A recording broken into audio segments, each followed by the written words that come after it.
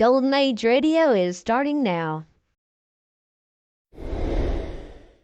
Subscribe to get future updates. Hey everybody, get ready for some great shows. Starting out with Cavalcade of America, Lux Theater with some great Hollywood stars, Groucho Marx, one of the best comedians in history, and also followed by the hilarious Red Skelton. Presented by DuPont.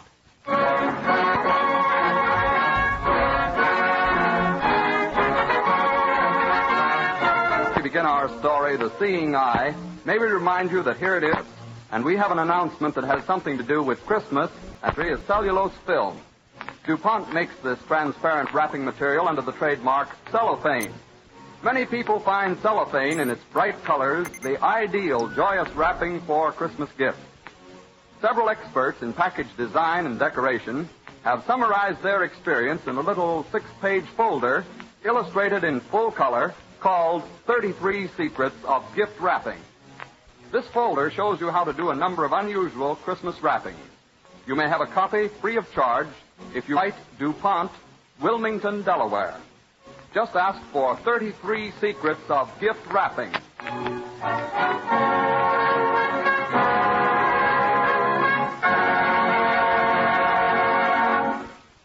As an overture, Don Voorhees and the DuPont Cavalcade Orchestra will play a special setting of Jerome Kern's recent song success, A Fine Romance, from the picture Swing Time.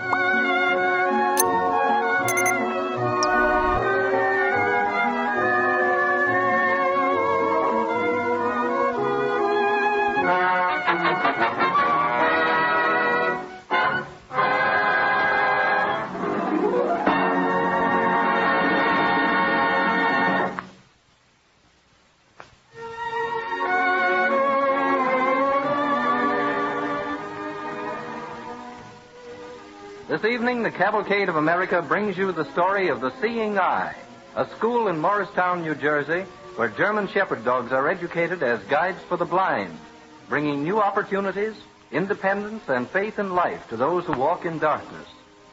Our scene is Highland Hospital.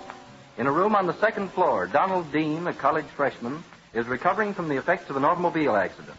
His mother meets the doctor just outside his door. You should be feeling very grateful this morning, Mrs. Dean. The young man's life is no longer in danger. Oh, that's wonderful news, Doctor. And his eyes are all right, too? Be as brave as you can about it, Mrs. Dean. I think it best to warn you. There is a possibility that the nerve is completely paralyzed. Oh. And if it is? He won't be able to see. I'm going in to take the bandages off right now. Be brave for his sake. I'll try. I know you will. Well, how are you today, young fellow? Fine, thanks. I've been waiting for you, Doctor. Miss Wright says you're going to take the bandages off. Certainly glad. I'm so tired of not being able to see anything. Who's with you? Hello, dear. Oh, Mother. Hello, darling. You're just in time for the unveiling. Doc's going to take this veil of gauze off my eyes, and I'm going to stop impersonating justice and have a look at the world. How many bandages are there, Doctor? 3. Hold steady now. All right. When can I use my eyes again? A lot, I mean. Why? What do you want to do? I want to get back to college, of course. I missed a lot, but I'm going to try and make it up. Maybe I can go to summer school. Well, I wouldn't count on it. There. First bandage is off. Oh, that's a relief. Hurry up and get the rest of it off, won't you? It'll certainly be swell to get out in the light again. Where are you, Mom? I'm here, dear. Come over here and sit on the bed. So the first thing I'll see will be you smiling at me. Here, hold still now. All right. Playing blind man stuff like this isn't much fun. Sure glad it's over. What's the matter, Doctor? Mother? Yes, Don. Mother, is anything wrong? What is it? What's happened? Doctor, I want to see. Please take the last bandage off. I have taken it off, Don.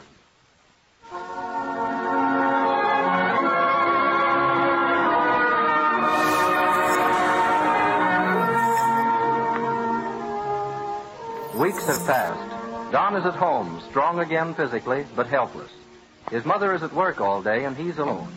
Mrs. Dean, about to leave for the office, is telling him goodbye. I've left your luncheon ready for you in the icebox, dear. Do you think you can manage? Sure, I can manage. I'll try not to break the plate again. I should be able to get around the house by now, but I seem to get more awkward all the time. Oh, Donnie, you don't.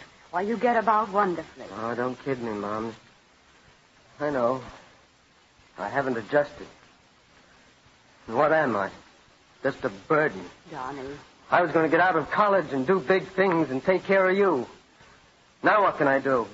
Sit here while you work to support me. I can't stand it, I tell you. I'd rather be dead. Don, don't talk that way. Why, nothing else matters as long as I have you. You know that. Oh, of course I know it, Mother.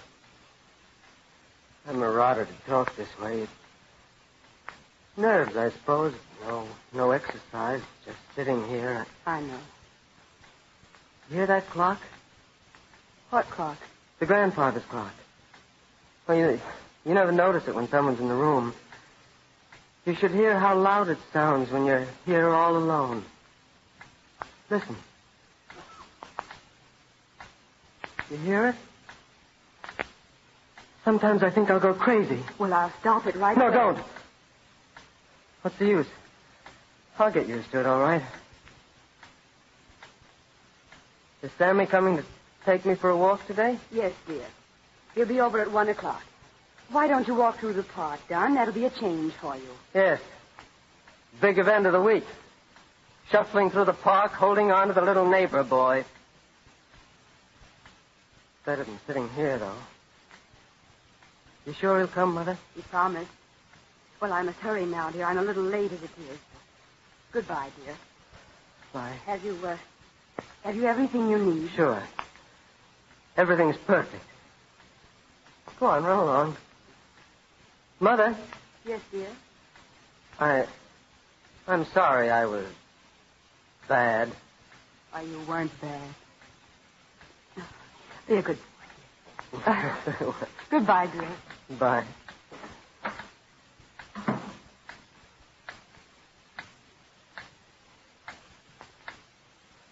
Woo! Hello, Don. Hello, Sammy. Where are you? Here under the window. I came over to tell you I can't take you for a walk this afternoon. I'm going to the ball game with my father. I'm sorry. That's all right, Sammy.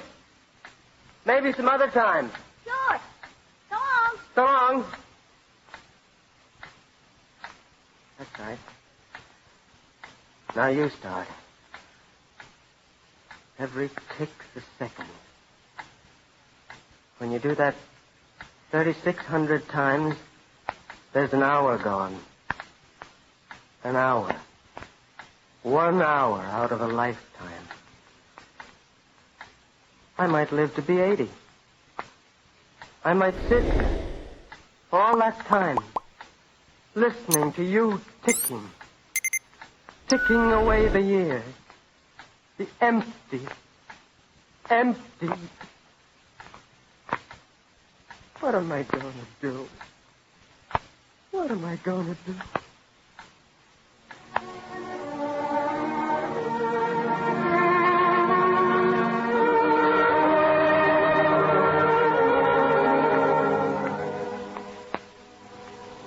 Months pass and Don sinks into despondency. He no longer makes any effort to help himself. It is evening, and his mother and he are talking together.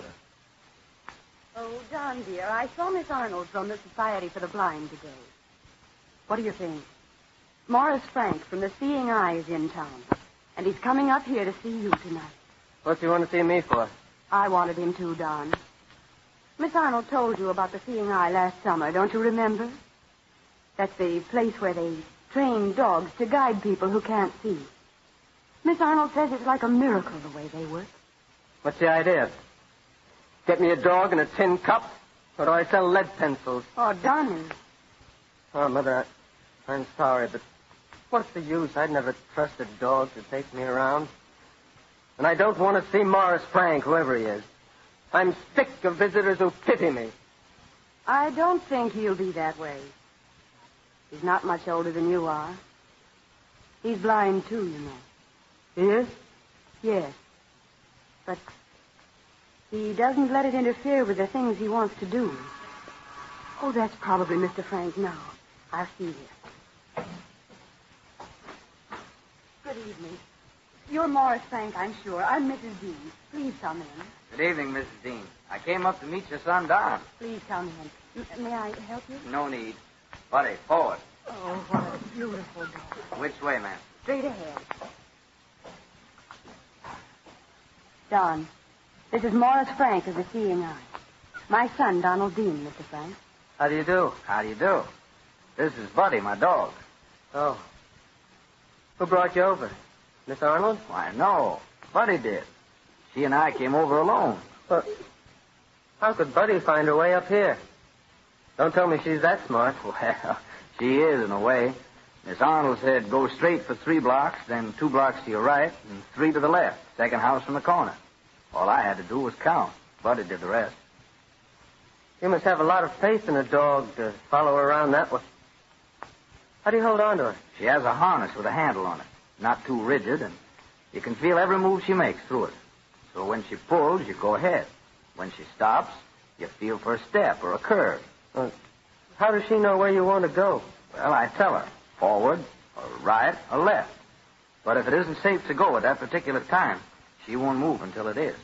Oh, she must be a dog in a million. Well, she is to me.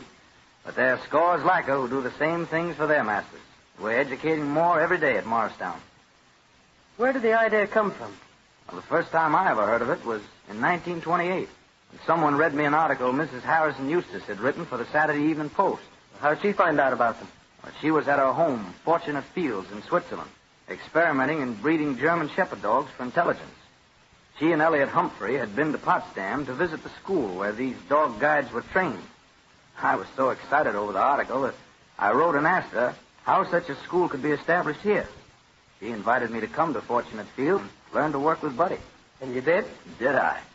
I spent 5 weeks learning to use Buddy, but I didn't realize all it was going to mean until one morning when she took me to the village, and I went to the barber shop alone. The barber shop? But I don't You know what that did for me, Mrs. Dean? Of course. To me, it was the most wonderful thing that ever happened. Well, I went home and sat down and laughed out loud just from happiness. For years, I'd want a smile on my face because I had to. And at last, I could laugh because I wanted to. Well, you didn't need anyone to I didn't need anyone but Buddy. The minute I realized that, I wanted every blind person in this country to have a dog. Mrs. Eustace and Mr. Humphrey were both enthusiastic about starting a school in America as soon as it could be proved practical. We decided I must try going everywhere with my dog, in all kinds of traffic and under all sorts of conditions. When I was perfectly satisfied with the results, I was to cable them and they'd begin plans for the school. So Buddy and I came over to make the test. You came from Europe alone? Sure. I was shipped over, American Express. Blind baggage, I guess. But I came back on my own with Buddy. Well, weren't you afraid? Well, it was pretty exciting. I'll never forget the morning we landed. We left the dock and started across West Street.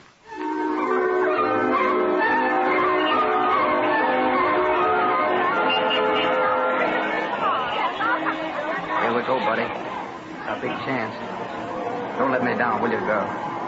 We got to show 'em. Huh? What's this? The curb? Yeah. All right, I'm ready. From the sounds, I'd say if we could cross this street, we could cross anything. Well, let's find out.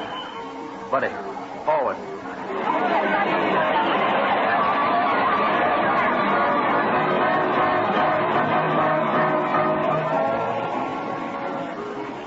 Does this bus go to 26th Street? Yes, but you can't bring that dog on the bus. But I must. Yeah, but you mustn't. No dogs allowed. Buddy isn't a dog. She's a guide. I must have her to lead me. Lead you? Yes, you see, I'm blind. She takes me about. I thought you was leading her.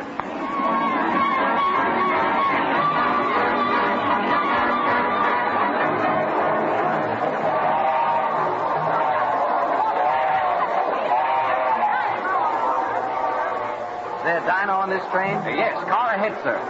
Everything comfortable? Splendid. We got special orders about your dog. Gee, she's a beauty. Must be mighty intelligent. Will you sit here, sir? May I help you? My dog will take care of me, thank you.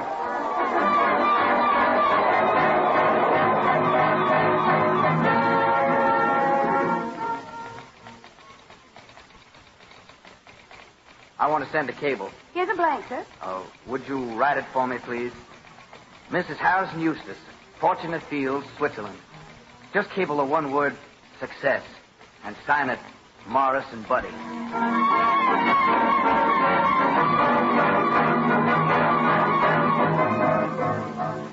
And that, Mrs. Dean, was how the American school was started. At first, the dogs were trained in Europe and shipped over here. But now they're educated at the school in Morristown. Well, you can go places all by yourself, can't you? Any place in the world. Well, Buddy and I must run along now. Just thought you might be interested in knowing about this kind of a dog. I am. How do you get one? Write to the Seeing Eye at Morristown and apply for admission to a class. Of course, you'd have to go there to live for a month, you know. What for? To learn to use your dog properly. I thought they were already trained. They are. You're not. You have to know what to do as well as the dog. Mother? Yes, dear. Mother, I want you to do something for me right away. I want you to write a letter to the Seeing Eye.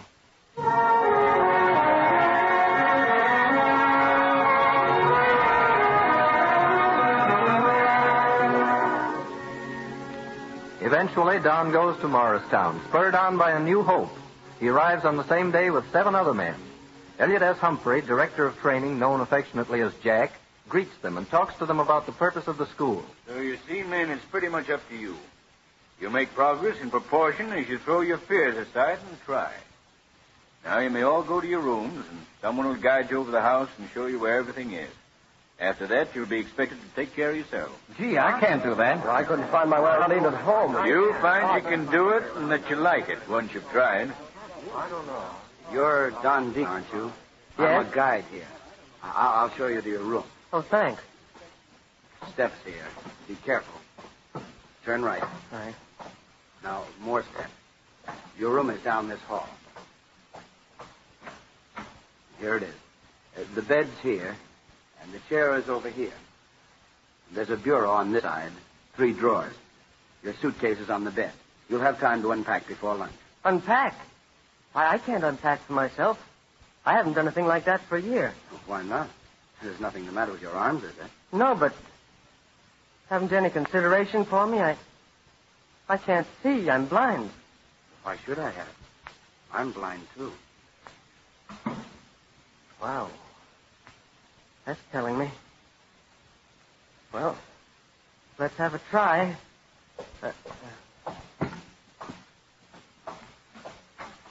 John? Mr. Humphrey? Yeah. Here's your dog. Oh. His name is Lad. Let him know you like him. If you're to depend on him, he's got to love you, you know. He's your own dog from now on. You'll sleep here beside your bed and lie at your feet when you're at table. Oh. Where is he? Right over here by the door. I'm taking off his leash. All right, now. Call him. Come here, lad. Here, boy. Boy. Come closer. That's a good fellow. Nice dog. There. Look, Mr. Humphrey. He's licking my hand. He likes me. Oh, lad, I've got you at last. Just touching you and knowing that what you can do for me makes the whole world seem different. You know what I'm going to do, Mr. Humphrey? I've been thinking about it for weeks. Now I've made up my mind. As soon as I learn to go about with Lad, I'm going back to college.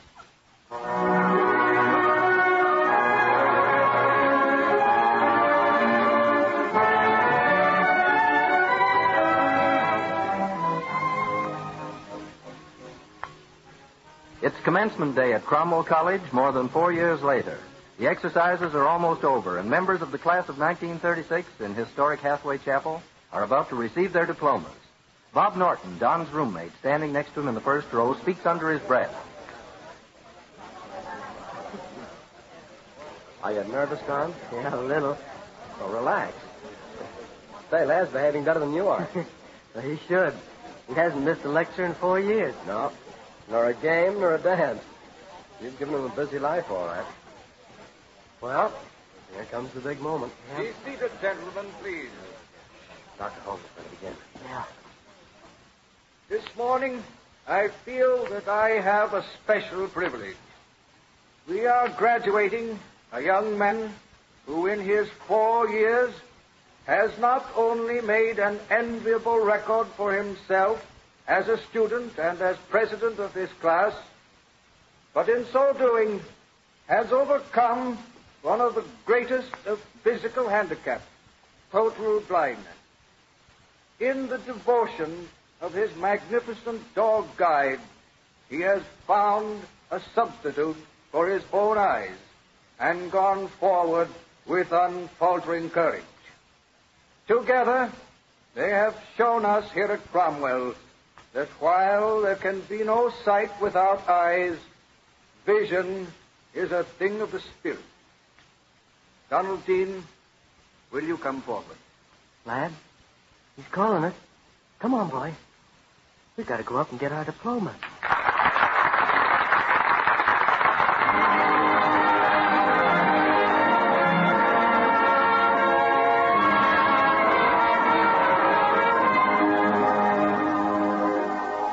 Slowly and carefully, the seeing eye has developed the possibilities of giving freedom to the blind. An increasing number of sightless men and women are being restored to independence through the aid of the splendid shepherd dogs, whose faithfulness and intelligence earn them this tribute from the Cavalcade of America.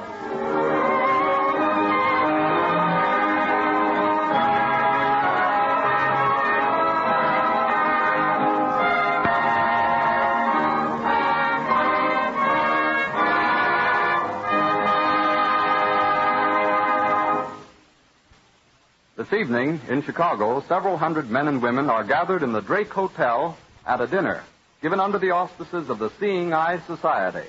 The guest of honor is Mrs. Harrison Eustace. You have heard her mentioned in our Cavalcade dramatization. Now we will hear her in person. Ladies and gentlemen, Mrs. Harrison Eustace speaking from Chicago. It has meant a great deal to the members of the Seeing Eye to watch more than 250 sightless people gain independence and freedom with Seeing Eye dogs, and to see these people gradually take their rightful place in our seeing world. And I, in behalf of the Seeing Eye, wish to express our gratitude to the public who have made it possible for us to educate these dogs and teach those without sight to use them.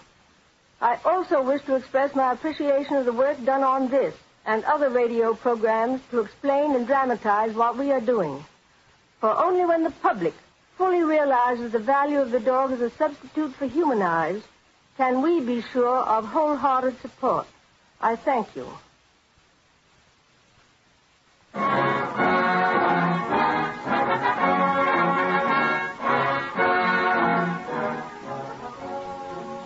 Many of our friends have suggested that since the Cavalcade of America presents significant episodes in this country's history, it would be appropriate briefly to outline in these stories of chemistry the history of such a national institution as the DuPont Company. For the progress of DuPont has closely paralleled the progress of the nation. Such an account takes us back 134 years, when America was still to be built. In 1802, a young Frenchman named E.I. DuPont de Nemours, encouraged by his friend, President Thomas Jefferson, established a small powder mill on the banks of Brandywine Creek near Wilmington, Delaware. Black powder was a vital necessity to the pioneers. They used it as gunpowder to obtain food and protect themselves. As frontiers were pushed back, they used it as a blasting agent for clearing fields, mining coal and metals, building roads, canals, railroads, and many other projects that make for progress. Later, black powder was replaced for many blasting purposes by dynamite and other improved commercial explosives. Old-fashioned gunpowder gave way to the smokeless variety, which primarily was made for sporting uses, but when the safety of the country demanded for aiding the national defense. At the turn of the century, the world entered a chemical era, and DuPont kept the pace. Utilizing its knowledge of cellulose chemistry, DuPont produced coated fabrics such as fabricoid, plastics such as pyrrolin, finishes such as Buco, photographic film, rayon, and the transparent wrapping material for which DuPont's trademark is cellophane. From the company's experience in coal tar chemistry have come dye stuffs, perfume bases, ingredients for medicines to relieve sickness and pain, photographic chemicals and products to improve rubber, oil, and gasoline. These new offspring of chemical research so far overshadow the original DuPont product that powder now amounts to less than 1% of DuPont's annual business. So it can be seen that as the nation has moved forward, so has the DuPont Company, for it supplies products that serve basic human needs, thus providing better things for better living through chemistry.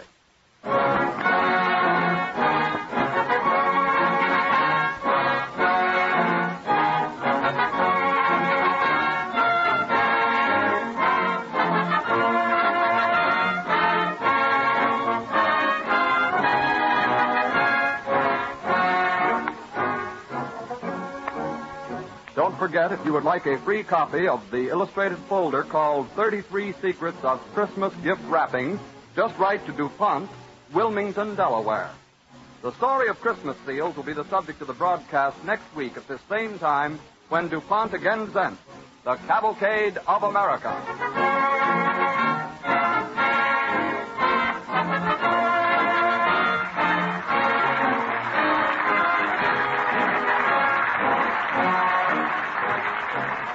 This is the Columbia Broadcasting System.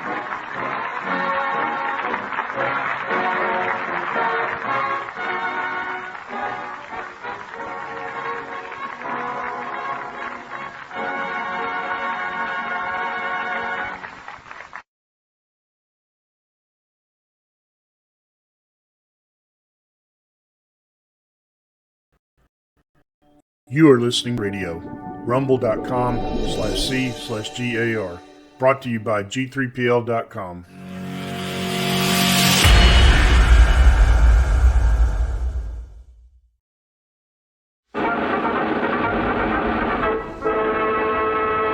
From Hollywood, California, the Lux Radio Theater presents Claudette Colbert and Fred McMurray in Alice Adams with Walter Connolly.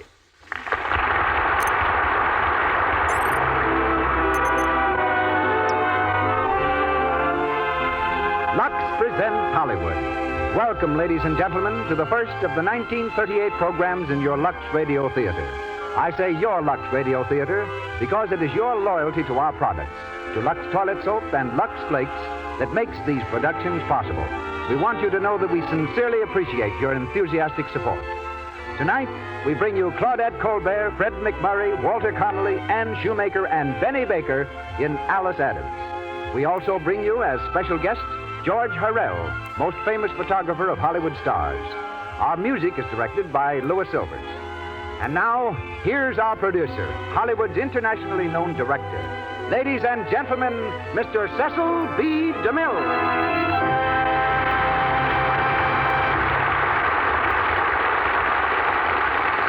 Greetings from Hollywood, ladies and gentlemen. The praises of Claudette Colbert have been sung in many ways and by many tongues. But for sheer enthusiasm, nothing I've seen or heard approaches the verbal acrobatics of a foreign critic printed in a newspaper in Manchuria. The article reached me last week. It's a review written in English of Cleopatra, the last film in which I directed Miss Colbert, and the temptation to read a portion of it is more than I can resist. Our Oriental commentator writes as follows, quote, "All that Cleopatra possesses is lavishness not only, but also it contains some fine acting, especially in part of grammarous, flagrant, and competent Claudette Colbert, who makes the role as Cleopatra every inch an ell. Eyeing from artistic points, this is just to get the passing mark to boots. There is no space to hear repetition in these columns that the content of Cleopatra is too popular to insist it. You, the fans, certainly be struck all of a bump if you see the DeMille for sets of several thrilling scenes and of dancing by the Egyptian girls who swing and swirl, revolving through grand marble halls and on the sumptuous barge to the swish of gully slaves." Unquote. Tonight, Claudette Colbert comes to you without the swish of gully slaves. But I'm certain that her performance in the title role of Alice Adams will, to borrow a phrase, strike you all of a bump, whatever that may mean. We hear Fred McMurray in the role of Arthur Russell, which he played in the screen version.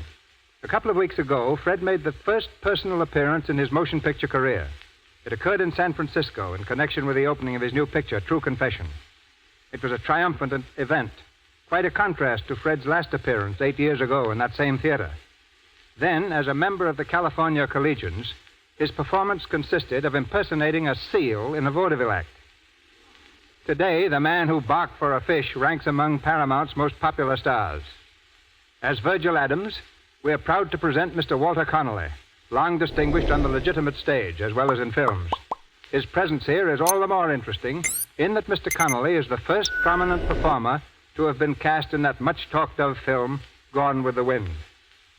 Also from the original cast of Alice Adams is Ann Shoemaker, resuming the part of Mrs. Adams, while Benny Baker of Paramount Studios plays Walter. Our play is taken from the RKO film, based on the Pulitzer Prize novel by one of America's most beloved authors, Booth Tarkington. RKO Studios will shortly release what promises to be one of the outstanding pictures of the new year, Bringing Up Baby, starring Katharine Hepburn and Cary Grant. And now, the Lux Radio Theater opens its season for 1938, presenting Claudette Colbert and Fred McMurray in Alice Adams with Walter Connolly.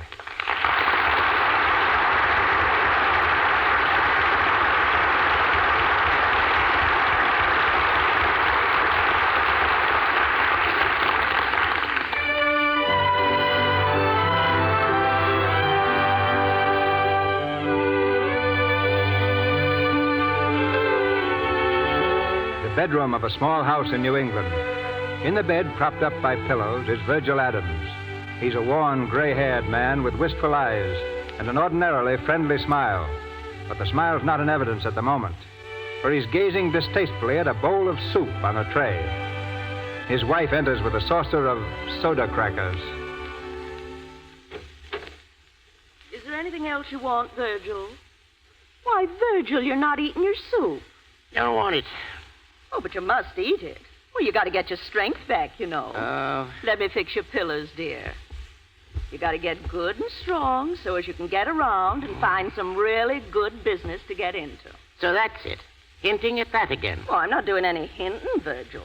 But, of course, when you get well, you mustn't go back to that old hole again. Old hole, is it? Now, let me tell you that Lamb's is the best wholesale drug company in the state. Well, I don't care what it is. It's just an old hole as far as you're concerned. And if you don't owe it to me to look for something different, at least you owe it to your children. Mother? Yes, I'm coming. You look at your daughter, going to a big party tonight, and she's got to wear a dress that's 2 years old. Well, how do you expect her to get anywhere? Mother! All right. You just remember what I said, Virgil. I'd like to know how I could forget it. You've been saying that for... Oh, Mother. what? For heaven's sake, Mother, can't you wait until Father's up and around before you start to nag him? I don't nag him. Besides, I think, Alice, that I ought to know by this time how to handle your father. Yes, but Mother... Well, then you handle him if you're so good at it. Go on in and see what you can do. Hello, Daddy. Oh, hello, Alice. How are you? Come in. Oh, all right. Oh, poor Daddy. Every time he's better, someone talks him into getting mad, and he has a relapse. It's a shame. Well, it's kind of funny for a man who's been in business with Lamb and Company as long as I have to hear it called an old hole. That's what your mother calls it. Why, it's a mighty pleasant place to work. Yes, but, Father, it's just that Mother feels that they don't appreciate you there. Well, they've heisted my salary every 2 years all the time I've worked for them. And they took your brother Walter right on soon as I asked them last year. And old Mr. Lamb has been wonderful to me, holding my job open while I've been sick all this time. Don't you think that looks as if they thought something of me? Of course they do. It's just that it's kind of funny. When you think you've done fairly well, and the men at the office seem to think so, too, it's kind of funny to have some folks think you're mostly a failure. You're not a failure, Father. You're not. I'm going to talk to Mother. No, you'd better not. I didn't mean to start anything. Don't worry, you didn't. Mother? I'm in the kitchen. Oh. Can I help you set the table? If you want. Mother, don't you think we're both a little selfish trying to make Father go out and look for something better? Now, after all, we've got enough. Enough? I suppose you have a limousine to take you to the dance tonight. And I suppose you've only to call the florist and order up some orchids. Oh, no, not orchids, Mother. I like violets much better. I picked a whole bouquet in the park, the first of the season. I suppose you picked yourself a new dress, too. My organdy dress looks like new with those flounces you put on it. What's Mildred Palmer going to wear tonight? Oh, I don't know. Her maid's Georgette, probably. Yes, the one she brought from Paris. Yes.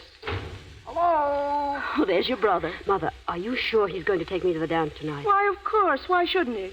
Oh, you know Walter. He may have one of his mysterious dates downtown. Don't you worry, Alice. You just leave him to me. I'll go speak to him.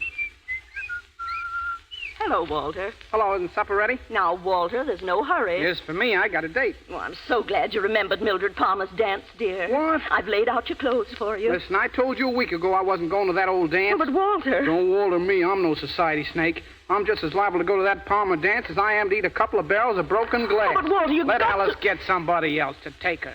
She ought to be able to get one man, I should think. She tries hard enough. Oh, be quiet, dear. She'll hear you. Oh, I Now, haven't listen, got any time to argue. I'll grab a bite to eat now. You can't do this, Walter. You can't. Now, it's more than I can bear to see her disappointed when she's planned it for days. Why, she spent hours in Bellevue Park this afternoon gathering violets to wear because, well, she can't afford to buy a decent bouquet like the other girls. And now you act this way. Oh, blub. All right, I guess I'll have to go. Oh, that's a good boy, darling. You'll never be sorry. That's what you think. Let me know when dinner's ready, will you? Oh, Alice. It's all right, dear. Is it? Why, what's the matter? Nothing. But, dear, it's all right. Walter'll be glad to take you. Yes, he sounded like it.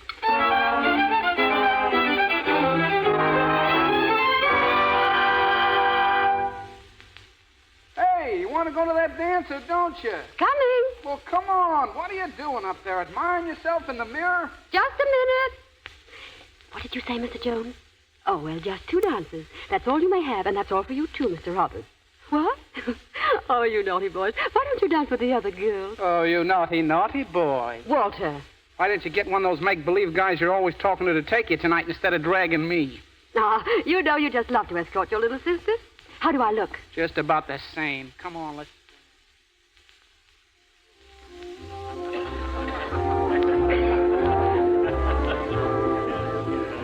Well, what's it going to be this time? What do you mean? Well, do we dance again, sit it out again, or walk around the garden again? I'm sorry if you're not enjoying it, Walter. Well, I'll bet you are. Of course I am. Don't give me that. If I wasn't here, you'd be pasted right over there against the wall. The only one who said a word to you all night was the doorman. Walter, please. Walter, you say the funniest thing. Oh, cut it out. Nobody's watching you. Look, there's Mildred Palmer. So I said, well, if you must dance, try to step on your own feet. Hello, Mildred. Oh, hello. I just love your party, Mildred. Thank you. Well, anyway, when he came back, there was no use trying to... Boy, she was certainly glad to see you here. I guess she was busy. Yeah. Look, I want to grab a smoke. Can't you flag one of those other guys to take you on for the next? You can't leave me yet, Walter. You just can't. Well, I can't stand here either. My feet are sprouting roots. See you later. Walter! Walter! Oh, please, Walter. Good evening, Alice. Hello, Mrs. Dresser. Are you looking for someone? Yes, my escort. May I sit down here, Mrs. Dresser? Why, yes, but why aren't you dancing? Oh, I have been. I just want a chance to catch my breath. Oh, who's that? Who? That tall young man over there. I've never seen him around before. I thought I knew all the handsome young men. That one is Arthur Russell. Russell? I don't believe... He's Mildred Palmer's cousin. A distant one, I believe. Cousin? Well, that's funny. Mildred's my intimate friend, and she never even mentioned him. That is funny, because they're engaged to be married. Oh. Or almost engaged, anyway. Oh. Oh, Alice. Alice. Yes, Mildred. Come along, Arthur. Alice, this is Mr. Russell. He wants to ask you for this dance. What? Oh, I mean... Are you interested? Well, yes. Oh, yes, I believe I am. Excuse us, please. You're not a very talkative young lady, are you? Usually, yes. And then why not now? Oh, when anyone dances as well as you do, conversation is scarcely necessary, is it? That depends on who's talking. Oh, now, really, Mr. Russell, you can't mean me.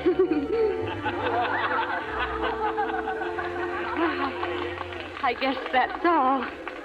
Well, I wish we could dance this next together, but I guess we're both all booked up. Where's your next? Do you see him anywhere? Well, my next? Oh, yes, my next. Yes. Well, as a matter of fact, I promised to sit out this next one with my aunt. Oh, I'll take you to her. Where is she? No, don't bother, please. But you could do something. Anything. Will you see if you can find my brother Walter for me? He may be in the smoking room, if it isn't too much trouble. No, certainly not. I'll bring him back with me. Thank you very much. Mildred? What, Alice? Where's Arthur? You haven't lost him to that little wallflower, have you? Hardly. She did look pathetic sitting there alone. I really felt sorry for her. Oh, Miss Adams. I found him. Oh, thank you. Walter, where have you been? Thank you so much, Mr. Russell. Not at all. It was a pleasure, Miss Adams. Thank you for the dance. Don't ever do that again, understand? Do what, Walter? Send somebody to find me. He found me all right, shooting dice with the boys in the cloakroom. Walter, did he see you? Unless he was blind. Oh, Walter. Oh, Walter. Well, what? Nothing. I want to go home.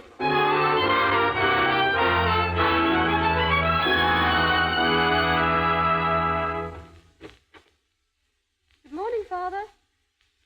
Father. Huh? Oh, hello, Alice. What were you thinking about? Oh, just planning. Planning what to do when I'm able to go to work again. Well, what are you talking about? You're going back to your old place at Lamb's, of course. I heard you crying last night after the party. Oh, that was nothing. Just nerves, Daddy. Never mind, Alice. I know what was the matter. The only matter was I had a silly fit. It did me good, too. How's that? Because I've decided to do something about it. I guess it's my place to do something about it. Your mother's right, Alice. You ought to have as much as any of these girls you go with. Oh, darling, you're sweet. But what I've been thinking, I ought to be something besides just a kind of nobody. I ought to... What, darling? Well, there's one thing I'd like to do. I'm sure I could do it, too. What's that? I want to go on the stage. I know I could act. What's the matter? Well, I was just reminded of your Aunt Flora and your mother when they were young. They always used to spat about which one would make the best actresses. Sometimes I had to go out in the hall to laugh. Oh, really?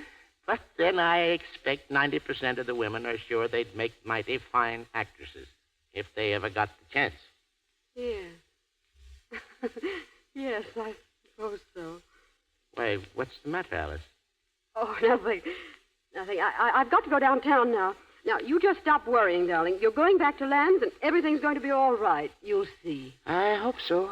I sure hope so.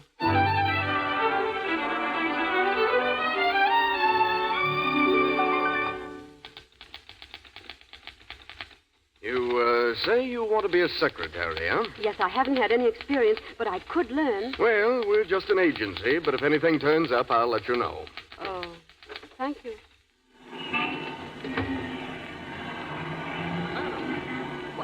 Why, Mr. Russell. This is a coincidence. I've been hoping I'd meet you. Are you thinking of getting a job? What? Oh, heavens, no. No, I've got to hire a new secretary for my father. He's been quite ill, the poor man. But now that he's better and going back to business, he'll need a second girl. Oh. May I take you someplace? Well, I was going home. Well, that's fine. I'll take you home.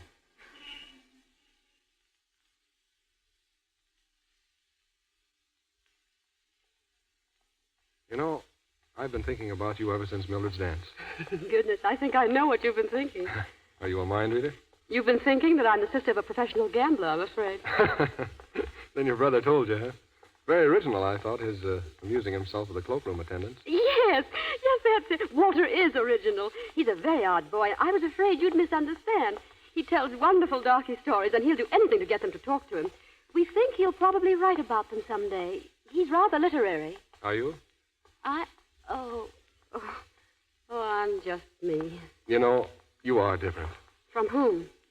Are you at your mind reading again? Yes. You know, I thought you were this sort of girl the very first moment I saw you. What sort of girl? Didn't Mildred tell you what sort of girl I am when she asked you to dance with me? Oh, she didn't ask you to dance with me. That was my idea. But who did she tell you I was? She just said you were a Miss Adams. A Miss Adams? Oh, I see. Well, it certainly is unfortunate that I am so different from Mildred. Why unfortunate? Because she's perfect. Why, she's perfectly perfect. Oh, yes, we all fairly adore her. She's like some big, noble, cold statue, way above the rest of us. And she hardly ever does anything mean or treacherous. Yet of all the girls I know, I believe she's played the fewest really petty tricks. You say Mildred's perfect, but that she does do some petty tricks? Oh, men are so funny. Of course, girls all do mean things sometimes. My own career's just one long brazen smirch of them. Not really. What, for instance? Oh, the very worst kind. Most people bore me, particularly the men in this town, and I show it. It's made me a terribly unpopular character. For instance, at the average party, I'd a lot rather find a clever old woman and talk to her than dance with 9/10 of these non-entities. No, but you dance as if you liked it. Well, you dance better than any other girl at the party. Oh, thank you, Mr. Russell.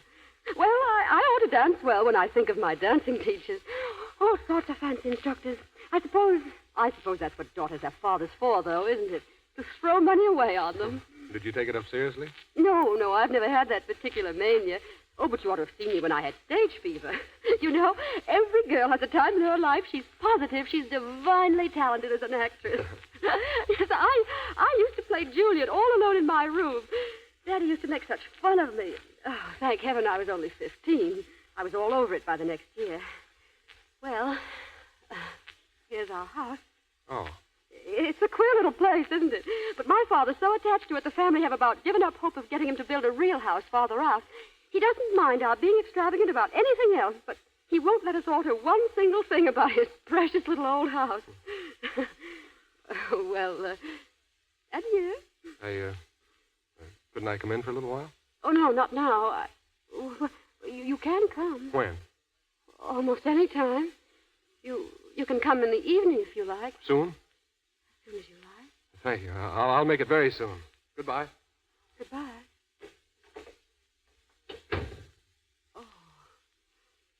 Oh, dear.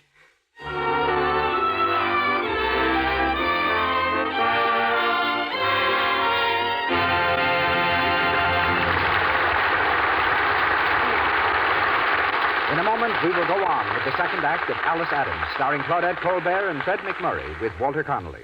But now, in this brief intermission, we would like you to listen in with us on a home in Beverly Hills, where a wedding is underway. Jane, a popular debutante, is going to be married, and her bridesmaids are gathered together waiting to start to the church. Oh, I hope I can't be Pretty hard to Who do you think will be next? I wonder how Bob is bearing up. Well, it was a good race while it lasted. It certainly was close. And I must say that rival of hers put up a good fight. Did he, though? You couldn't tell from where I sat who was winning. I didn't know it was Jane until I saw her picture in the announcement in the morning paper. Well, I knew all along it would be Jane. Myra's a lamb, but cosmetic skin, well, that never struck a romantic chord in any man's heart. You're right. Myra just couldn't compete with Jane's lovely skin. A knockout complexion like hers gets the men every time. The little bridesmaid is right. Lovely skin wins out every time. What a pity some women don't realize it, especially when it's so easy to keep complexions clear and smooth with Lux toilet soap. Its active lather removes dust and dirt, stale rouge, and powder thoroughly. It's when pores become choked that those tiny blemishes and enlarged pores appear. Cosmetic skin develops. 9 out of 10 screen stars use Lux toilet soap to protect their complexions. And now, Mr. DeMille sets the scene for the next act of our play. Alice Adams, starring Claudette Colbert and Fred McMurray with Walter Connolly, continues.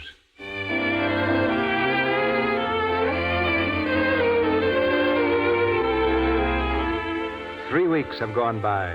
To Alice's amazement, Arthur Russell has paid her several visits, and basking in the sun of his attention, the little wallflower is beginning to blossom. He's expected again this evening.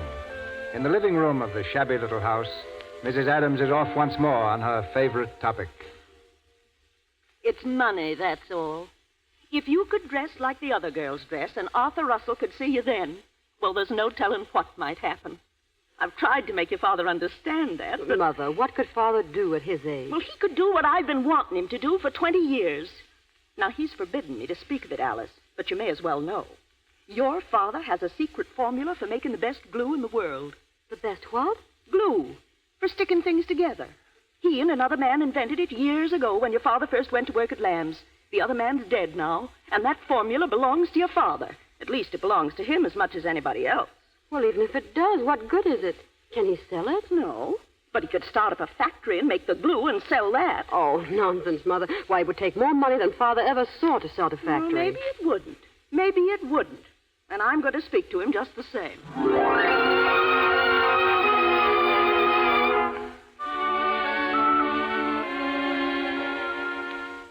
I'm not asking anything of you that you can't do. Now, just a minute. What are you driving at? You know what I'm driving at. That glue formula. So that's it. Dang, dang, dang. You wouldn't care if your child dried up into a miserable old maid. Why, she's still young. She has a chance for happiness. If only she had a father who had gumption enough to be a man. Be a dirty dog, you mean? That glue formula belongs to you as much as it does to anybody. It belongs to J.A. Lamb. He paid us all the time we were working on it. It'd be like stealing, and you know it. And what's he stolen from you?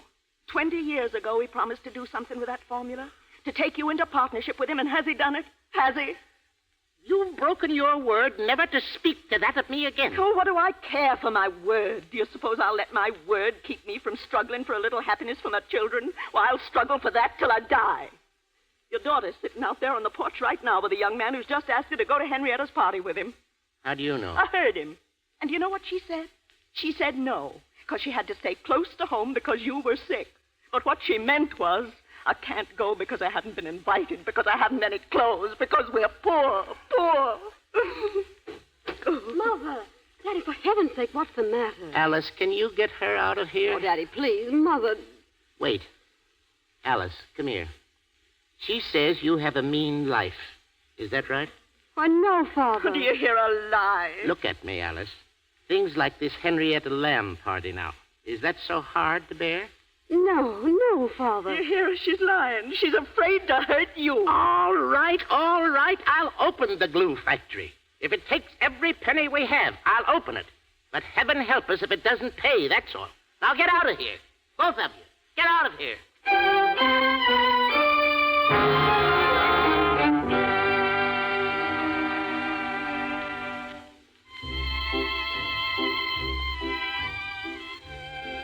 Shall we sit this one out, Alice? Oh, yes, please. Oh, it was so nice of you to bring me here. I think public dances are so much more interesting than those stodgy private affairs, don't you? Of course they are. What are you thinking of? I don't know. I think I was being sort of sadly happy just then. Sadly happy? Don't you know? Only children can be just happily happy. I think when we get older, our happiest moments are like this one. It's like that music. Oh, so sweet, but so sad. But what makes it sad for you? I don't know. Perhaps it's the kind of useless foreboding I seem to have pretty often. I'm afraid I'll miss these summer evenings with you when they're over. Do they have to be over? Oh, everything's over sometime, isn't it? Why should they be? Oh, good heaven. There's a laconic eloquence. Almost a proposal in a single word. What? Well, I didn't, Oh, never mind. I shan't hold you to it. No, something will interfere. Somebody will, I mean. People talk about one another fearfully in this town. Oh, no. And they don't stop at the truth. They make up things. Yes, they really do. Well, what difference does it all make? It's just that I'd rather they didn't make up things about me to you. I'd know they weren't true. Oh, but you must be careful not to mix up the girl you might hear somebody talking about with the me I honestly try to make you see. If you do, all this will be spoiled. It's so easy to spoil anything that's pleasant. We won't let that happen. Wouldn't it be pleasant if two people could just keep themselves to themselves? I mean, if they could manage to be friends without people talking about them. Well, we've done pretty well about that so far. And if you want our summer evenings to be over, you'll have to drive me away yourself. Nobody else could? No. Well, I won't. Oh, Alice. Oh, you kissed me. I couldn't help it. Did you mind? Oh, no. Well, I mean... Well, no.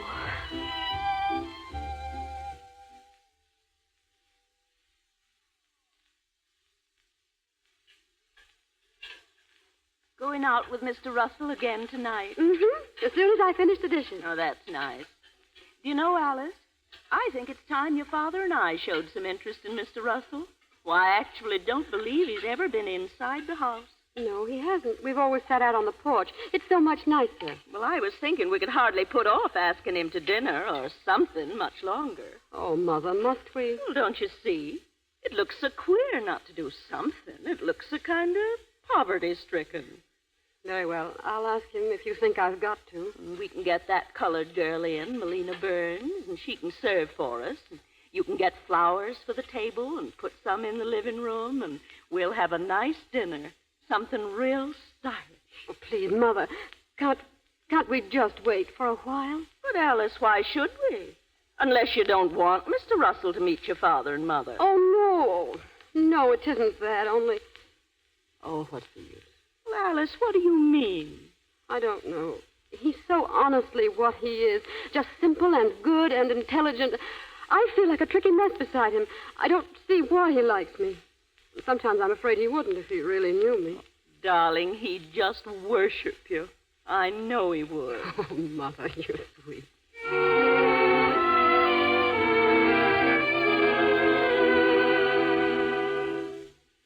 Well, sit down, Arthur. You're certainly a stranger around here these days. I'm sorry, Mildred. I've been pretty busy.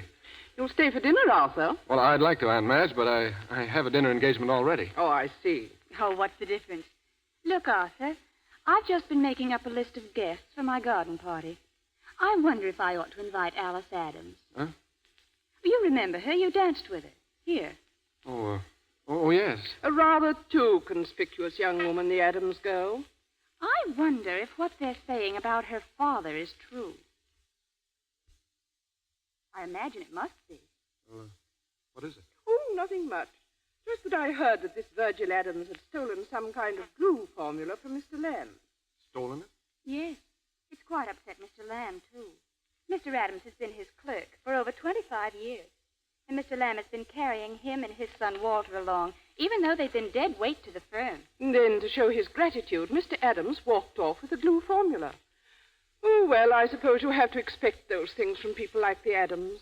I don't think I'll ask her, Mother. I wouldn't if I were you. A pushing sort of girl, a very pushing little person. Oh, but I'm afraid all this is rather boring to Arthur. What? Oh, I beg your pardon. I was just thinking about something.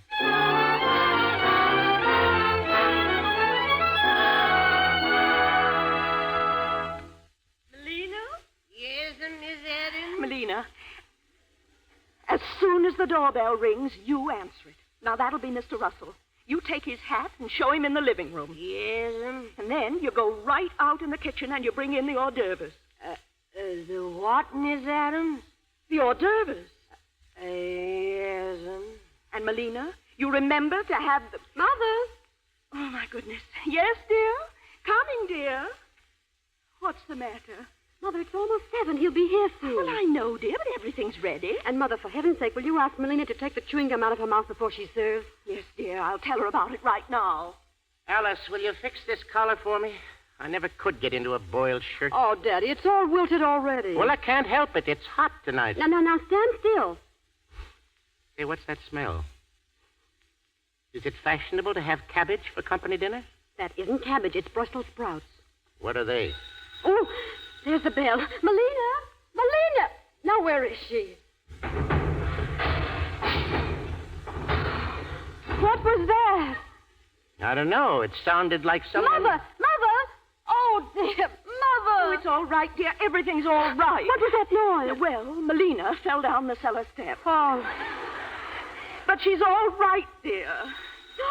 I'll answer it myself. No, dear, no. I'll go down. Now, you hurry down, Virgil. All right. Give me a chance. Well. Good evening. Oh, do come right in, Mr. Russell. I'm Mrs. Adams, and I'm so glad to receive you informally this way in our own little home. Thank you. I'm afraid you'll think it's almost too informal, my coming to the door, but unfortunately our maid just had a little accident. Oh. Sit down, Mr. Russell. Thank you.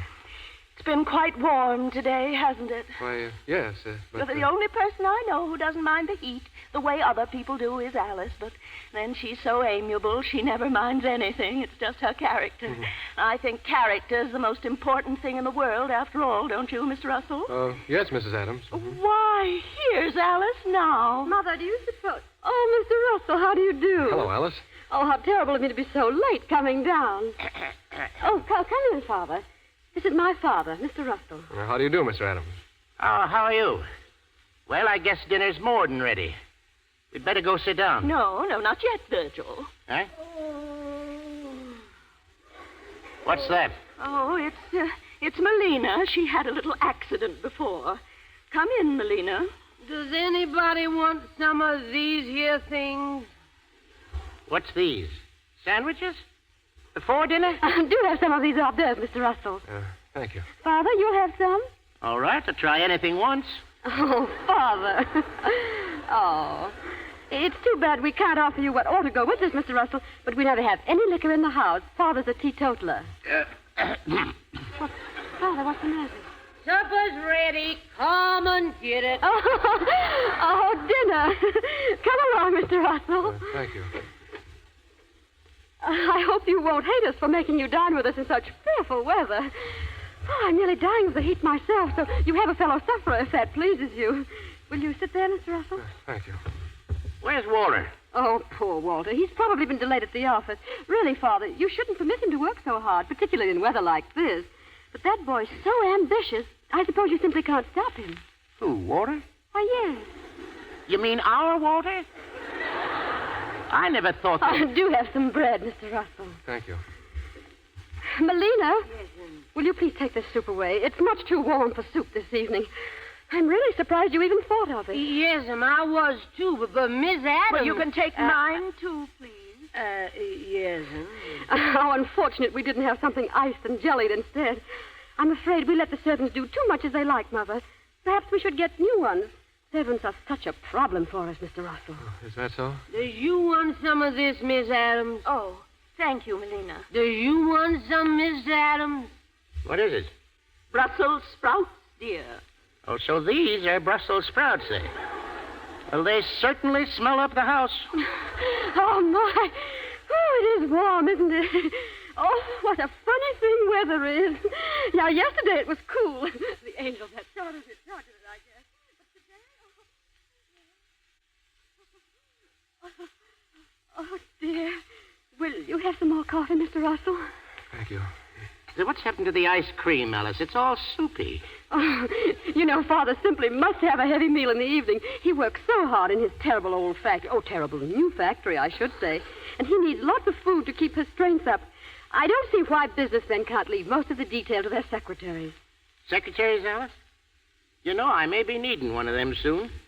Never thought I'd one day be having one of my own. Sort of gives a man a feeling of importance, don't it? Won't you have some more coffee, Mr. Russell? I just had some, thank you. Oh, yes, of course. Hey, Pop, what's that? Why, it's Walter. Come in. You remember Mr. Russell? Oh, I said... Come here, Pop. I gotta speak to you. Pardon me, I guess my boy wants to see me.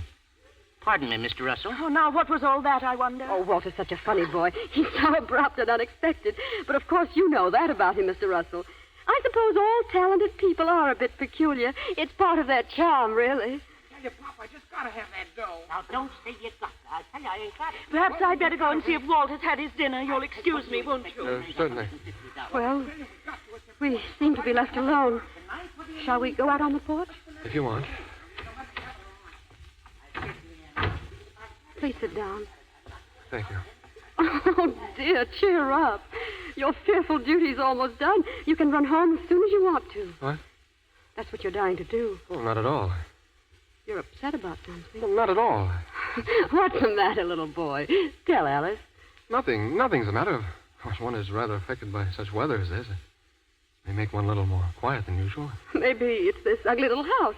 Maybe it's the furniture or Mother's vases that upset you. Or was it Mother herself or Father? Nothing upset me. You say that because you're too kind or too conscientious or too embarrassed or anyhow too something to tell me. I wonder if they haven't done it after all. I don't understand. I wonder who has been talking about me to you after all. Isn't that it? Well, not at all. Oh, please don't say not at all again. You're not good at deceiving. I'm not deceiving. No, never mind. Do you remember saying that nothing anybody else could do would ever keep you from coming here? That if you left me, it would be because I drove you away myself. Yes, it was true. But I haven't driven you away. You've gone. I don't know what you mean. Oh, do you know, I have the strangest feeling. I feel as if I were going to be with you only about 5 minutes more in all the rest of my life. Why, no. Of course I'm coming to see you often. No. I've never had a feeling like this before. It's just so, that's all. You're never coming here again. Why, it's finished, isn't it? Why, it's all over, isn't it? Yes. Alice, I'm afraid you're awfully tired and nervous. I really ought to be going. Yes, of course you ought. There's nothing else for you to do. When anything's spoiled, people can't do anything else but run away from it. Goodbye. Well, at least we'll only say good night. Walter, you don't mean it. Now, there's no use wailing about it. I couldn't help it, I tell you. Oh, Walter. Don't look so startled, Mr. Russell. We have lots of little arguments in this house. It all comes under the heading of a happy family life. Alice, listen. Oh, please go, please. Don't make it any worse than it is. You know what I am. You know that everything I've said and everything I've done has been a lie. I'm just nothing, a nobody. I don't blame you for running away. I don't blame you. We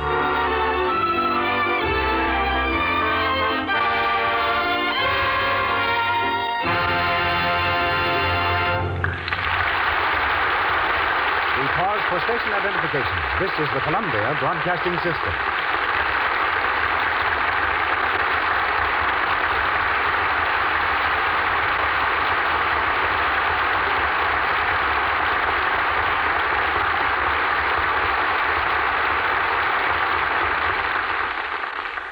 this intermission, before raising the curtain on the third act of Alice Adams, we hear from George Hurrell. Every picture studio has its own staff of portrait photographers. But when they want really exceptional portraits, they call in Hurrell. They've come to him in the past few weeks alone from MGM, Paramount, Warner Brothers, 20th Century Fox, and Selznick International. In Hollywood, they say that Hurrell is to a portrait camera what Rembrandt was to paint and canvas. Suppose, Mr. Hurrell, someone like the Alice Adams of our play walks into your studio for a sitting. A girl who's a wallflower. What can you do to help such a girl? Well, Mr. DeMille, let's forget the camera for a moment and get into a little elementary psychology. The difference between a wallflower and a girl who's always surrounded by admirers is a matter of personality. One is neutral, uninteresting. The other is vibrant, attractive. That's not news to anyone, but what may be news is the fact that a good photograph can take the wallflower type of girl and definitely bring out what she herself has failed to discover. It can make that neutral personality glamorous, alluring, beautiful. Very nice words, George, but exactly how's this done? Well, to begin with, Mr. DeMille, I'd spend a lot of time with an Alice Adams type of girl before placing her near a camera. I'd try to show her how to dress properly and attractively, how to wear her hair, how to walk, and how to stand. Little things that create grace and charm. I can see that you who take pictures face the same problem as we who make pictures. That's right, Mr. DeMille. And the similarity continues. Most of our picture stars are not technically perfect. Some will have a square jaw or a cleft chin, or any one of a dozen minor imperfections. But instead of denying them, they do just the opposite. Through proper makeup, clothes, and hairdress, they turn those little flaws into definite assets that spell individuality. In such a group, I'd place your own new star, Francesca Gall, Katharine Hepburn, Betty Davis, Marion Hopkins, and they are only a few.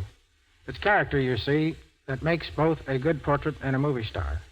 Character is intangible, but through the skillful use of three things available to every photographer, you can definitely make every portrait an interesting and compelling character study.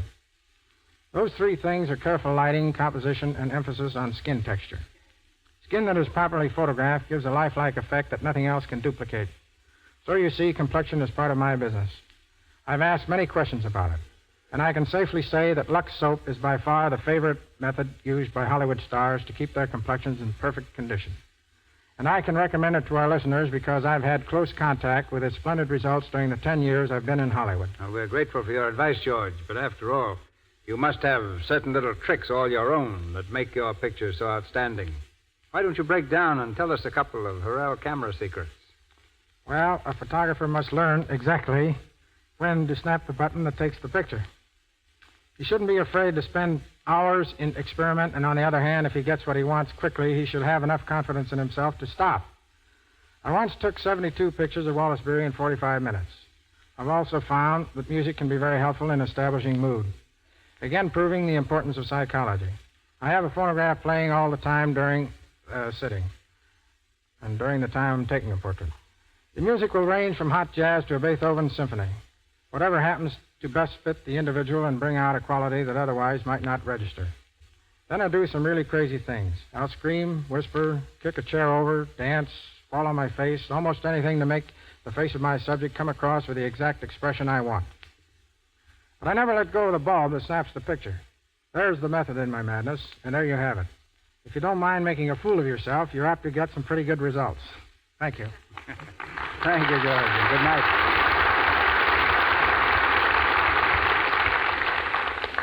Back to Claudette Colbert, Fred McMurray, and Walter Connolly in Alice Adams.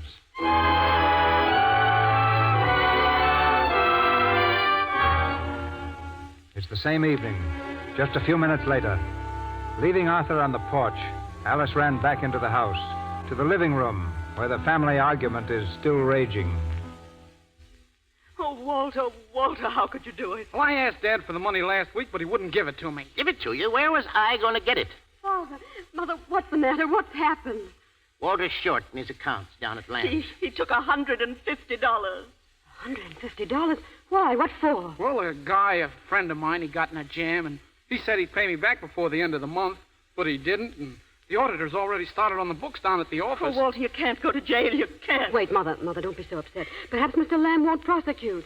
Him not prosecute? Why, that's just what he's been waiting for all the time. He thinks I cheated him. He was just letting Walter walk right into a trap. But if you raised the money and paid it back.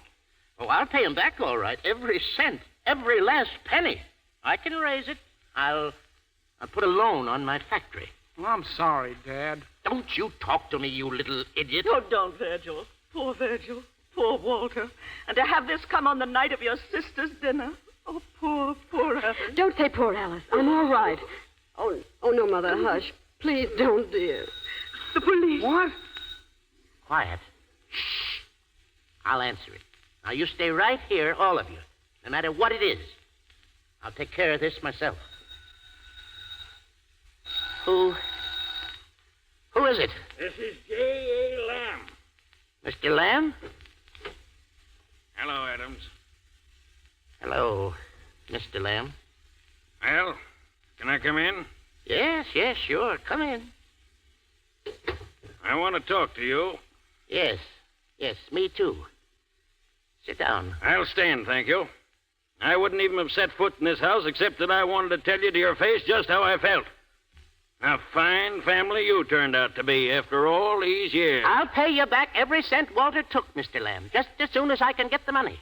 I was just going down now to try and raise a loan on my glue works. Your glue works? Huh. I always thought you had to show people some business prospects to raise a loan. Naturally. Well, you may find that just a little difficult, especially now that I'm starting a glue works of my own. What's that? Yes, indeed. And very convenient to your place, too. Fact is, it's right across the street. Twice as big and twice as modern. You ruined me. Well, what did you expect me to do, Virgil Adams? Let you walk off with that formula like swallowing a pat of butter? Oh, I know what you thought. You said to yourself, here's this old fool, J.A. Lamb. He's in his second childhood, and I can put this thing over on him. I did not. I worked years on that formula. It was just as much mine as yours. What's that? And anyway, a lot you know about my feelings and what I said to myself. But there's one thing I want to say to you right now. I don't feel mean anymore about what I've done. Because there's a meaner man in the world than I am. And that man is you, Mr. Lamb. You've spiked my business, all right. Now I can't even raise the money to keep my son out of the penitentiary. That's what you wanted, wasn't it? Are you accusing me of... Look at me. I worked all my life for you, and what I did when I quit didn't make 2 cents worth of difference in your life. And it looks like it'd mean all the difference in the world to my family. You think I did you a bad turn, and now you got me ruined for it, and my family ruined. And if anybody had told me last year that I'd have said such a thing, I'd have called him a danged liar. But I do say it, Mr. Lang. I do say it. You're a doggone mean man. Father, stop, please. You'll be sick again. No, I won't. I got to tell him what I think. No, Father, please, go upstairs, darling. Go on. No, let me go. It's all right. He's got me ruined, and all of us ruined. If it have, it serves you right. He's a doggone mean man. Now, look here, you... Mr. Lamb, please, just a moment. I don't want you to leave thinking too badly of Father. He couldn't have meant what he said just now. I guess he's so overwrought that he just lost his head. Overwrought? Well, I shouldn't wonder, that danged old fool. Yes, I guess he is. An old fool. What's that? For listening to us. Mother and me. Oh, it's all my fault. This whole terrible mess. All my fault. Now, look here, young woman. I guess maybe you're a bit overwrought yourself. No, I'm not. I'm all right. I'm just talking the truth for once. What are you talking about?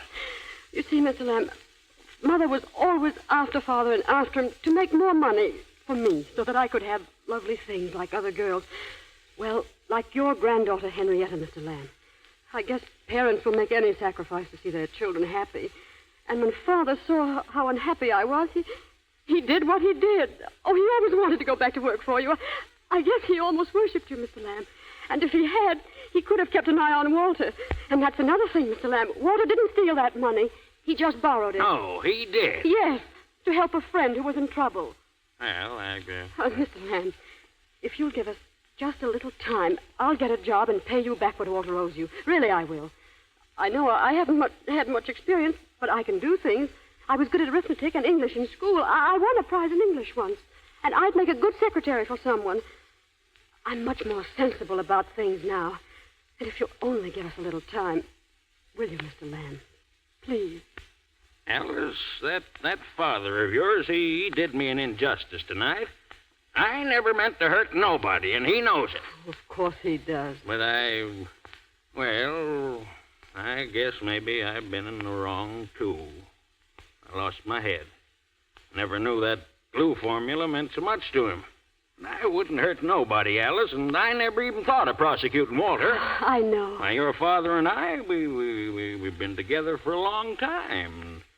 Well, maybe we can come to some sort of an arrangement about the glue works. Yes, maybe a sort of a partnership. Oh, Mr. Lamb. Well, can I see him now? Oh, yes, of course you can. And thank you so much.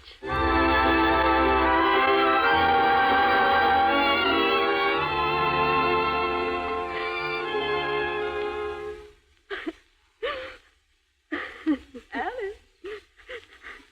Why, what are you doing down here in the dark? Nothing. Your father and Mr. Lamb just fixed everything, Alice. I know, I'm glad. Everything will be all right now, won't it? Everything except... Alice, what about Mr. Russell? Oh, he left before anything happened.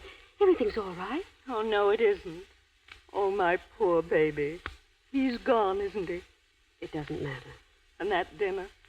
Oh, Alice, can you ever forgive your poor mother? Mother, there's nothing to forgive, darling. It's just the way things are. You know, it's all so clear to me now.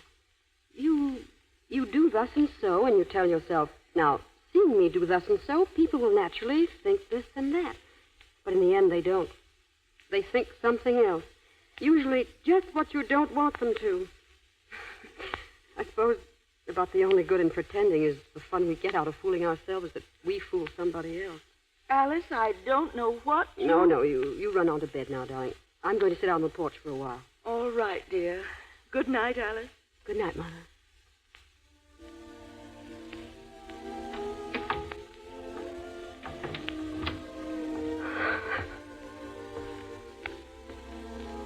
Penny for your thoughts, Alice. Arthur, you came back? I didn't go. I've been out here all the time. Why? I was waiting for you. But I thought... Oh, then you were here Yes, I heard everything, and what's more... You heard? Arthur. Let me finish. I heard a great deal this afternoon, too, at Mildred's. So they did talk about me. Yes, and it's all opened my eyes to one thing. I love you, Alice. What? Didn't you hear me? I love you. You love me? You love me? Yes, darling. Oh, gee whiz.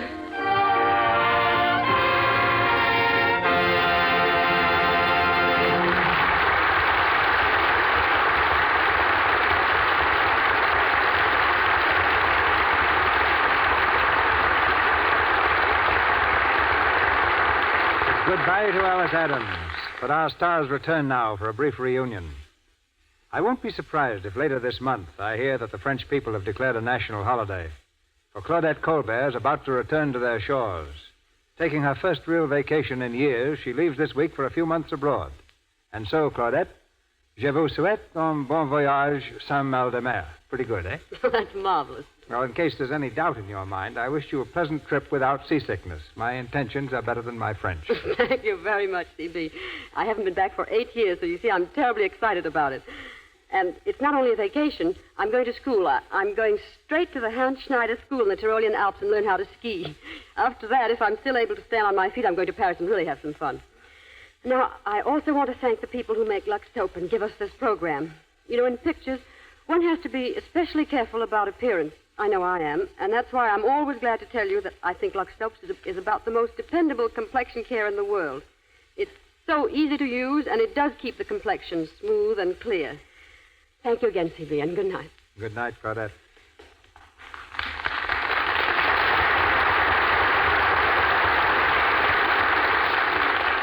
Among the questions most frequently asked about Hollywood is what do the stars do in their spare time? With two such typical citizens as Fred McMurray and Walter Connolly to assist in the proceedings, perhaps we can find a few answers now.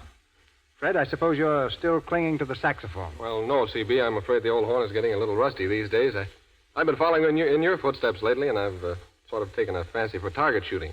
In fact, I built a shooting gallery in the basement of my house. It's a little hard on the neighbor's ears, but... Yes, but of the two noises, I dare say they prefer the bullets to the bullets. Probably. They call me Three-Gun McMurray. Why three-gun? The best shots in history seem satisfied with the title two-gun. Well, you see, 2 guns aren't enough. I usually have to empty 3 before I hit the target. But what about you, Walter? What do you do to pass the time? Well, for a couple of weeks, Fred, I'll be engaged in the most fascinating occupation in the world, doing nothing. I've just completed one picture, and the next one isn't quite ready. No lines to memorize, no makeup to worry about, no getting up at 6 o'clock in the morning. Just plain, unadulterated, delicious indolence. Apart from a rather regular attendance at Santa Anita track trying to pick the winners. But a bit more seriously, I've been startled and pleased, too, to see what some of our more exemplary Hollywood personalities do with their spare time and money. Victor McLaughlin is probably just as busy off the screen as he is on. He has a sports stadium, he drills and manages a troop of 2,000 horsemen, and sponsors a championship group of motorcycle riders. Adrian, the designer, spends his leisure in an antique shop. Eddie Cantor owns a couple of gift stores. Charles Bickford has an interest in a beauty parlor. Charlie Ruggles is a dog fancier. And Reginald Denny designs and markets model airplanes. And Fernand Gravé is probably one of the world's outstanding miniature fans. He likes French history and has made over 1,000 miniature hats copied from old patterns and has also molded some 15,000 toy soldiers, accurate replicas of old French regiments. Then, of course, Adolphe Manjou is noted for his stamp collection, Anne Dvorak for her Walnut Grove, and Jean Hersholt for his first editions. Well, the tendency now is to divide their time between the racetrack and the soundtrack. With stars like Pat O'Brien, Bing Crosby, Barbara Stanwyck, and Joe E. Brown all teaching their horses to look well in a photo finish. Well, don't forget Walter, C.B. He's supporting a couple of bangtails himself, you know. And they're just about eating me out of hay and oats, too. But they'll both get a chance to prove how much they love me a little later this season when they start at Santa Anita. In the meantime, Fred, if you and Mr. DeMille happen to miss the target and shoot a bunny, don't forget I'm always in the market for a good rabbit's foot. Good night. Walter, good night, C.B. Good night, Fred. Good night, Walter. Thank you, Miss Colbert, Mr. McMurray, and Mr. Conrad. Ladies and gentlemen, this is your announcer, Melville Ruick. Don't miss the announcement of next week's Stars and Play, which Mr. DeMille brings you in a moment.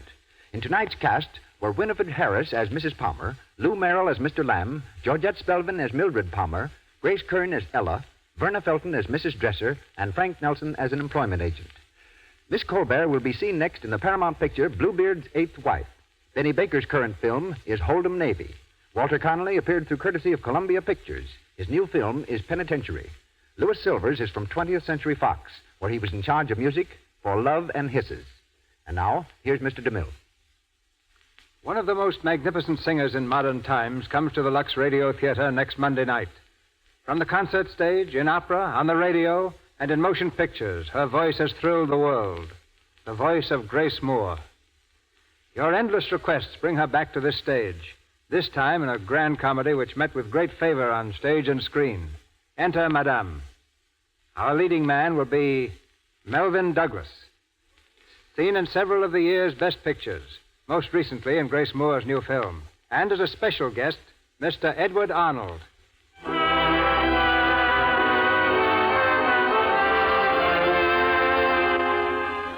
Our sponsors, the makers of Lux Toilet Soap, join me in inviting you to be with us again next Monday night when the Lux Radio Theater presents Grace Moore and Melvyn Douglas in Enter Madame, with Edward Arnold as the evening's added personality. This is Cecil B. DeMille saying good night to you from Hollywood.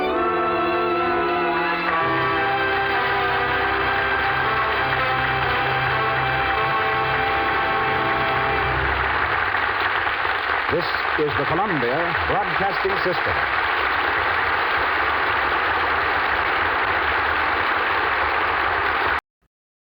You are listening to Golden Age Radio, rumble.com/C/GAR. Brought to you by G3PL.com.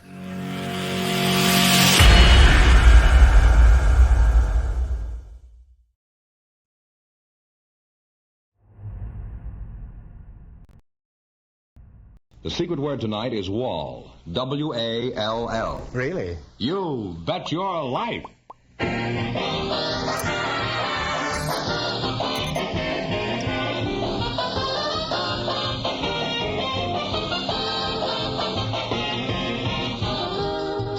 3,000 DeSoto Plymouth Dealers of America present Groucho Marx in You Bet Your Life, the comedy quiz series produced and transcribed from Hollywood. And here he is, the one, the only... Who? Oh, that's me.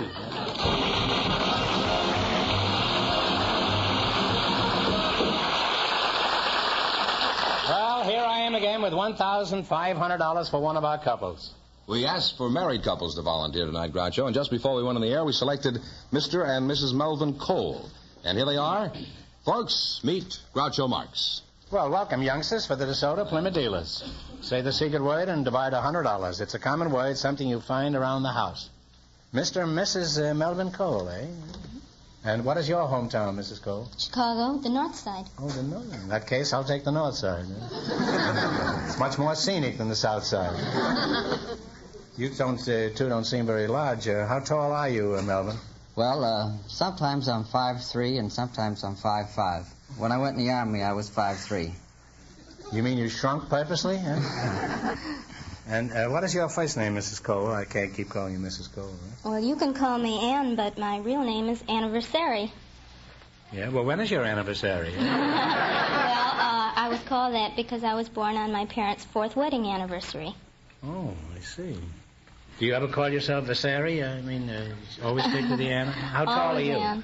I'm 4'10" and a half, without heels. Mm-hmm. Are you referring to Melvin when you say that? What sort of work do you do, Melvin? We're closet decorators, Mr. Marx. I beg your butt, sir? Closet decorators. You work for Fibber, McGee, and Molly? No, but they probably need us. You're in closets. Well, we probably met before, haven't we? Just what do you mean you're in the closet business? I never heard of a closet business. Well, we do everything for the closets that an interior decorator does for the rest of the house. We do... That's pretty underhanded, isn't it? Huh? Well, it's an inside job.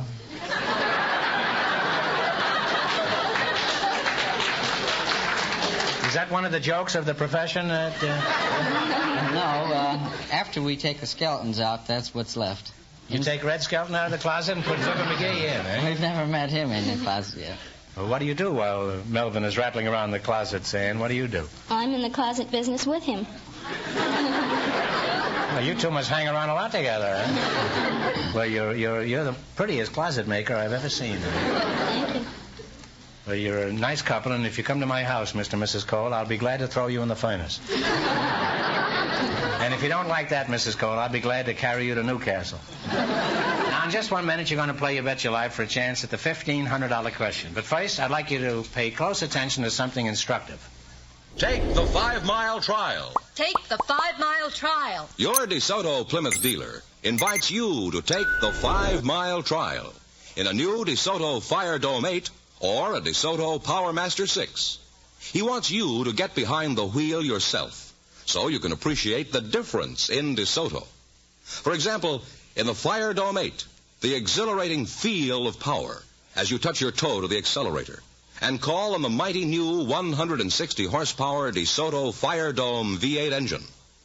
Driving up steep hills and through stop-and-go city traffic, you'll discover the tremendous acceleration and reserve power of this mighty DeSoto V8 engine that gives you more power from every drop of gas and on regular gasoline.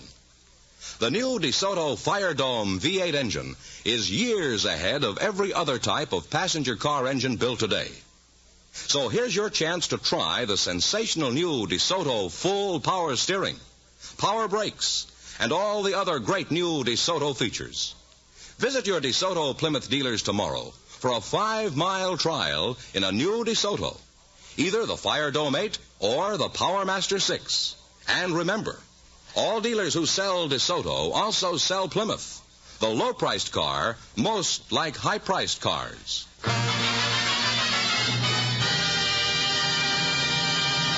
Here we go. Let's see how high I can bill you $20. From our list of 20 categories, you selected number 10, creators of famous movie roles. Here's your first question. How much will you bet? 20.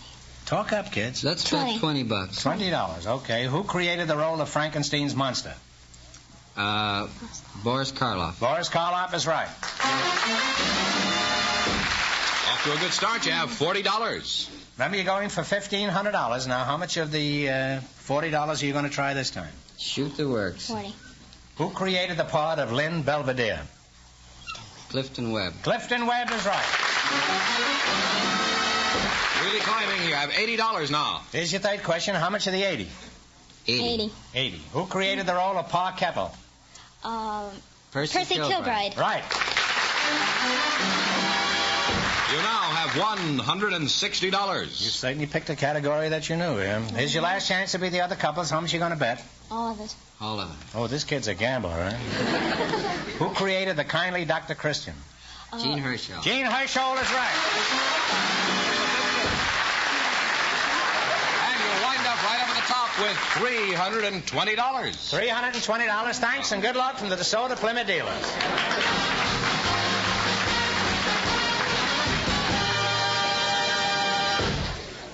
We asked for housewives with interesting occupations to volunteer tonight, Groucho. And just before we went on the air, Mrs. Ruth King and Mrs. Sylvia Treichler were chosen. And here they are. Ladies, meet Groucho Marx. Well, welcome. Welcome to You Bet Your Life. Say the secret word and divide $100. It's a common word, something you find around the house. Mrs. Ruth King and Mrs. Sylvia Treichler. Treichler or Treichler? Treichler. Who is Sylvia? That's me. Thanks. I've been asking who is Sylvia for 40 years. And at last tonight I've found you. Hot diggity. Mrs. Ruth King. Ruth, where are you from? I'm from Alabama. Have you got a banjo on your knee? What have you got on your knee? Anything? Water. Water, huh?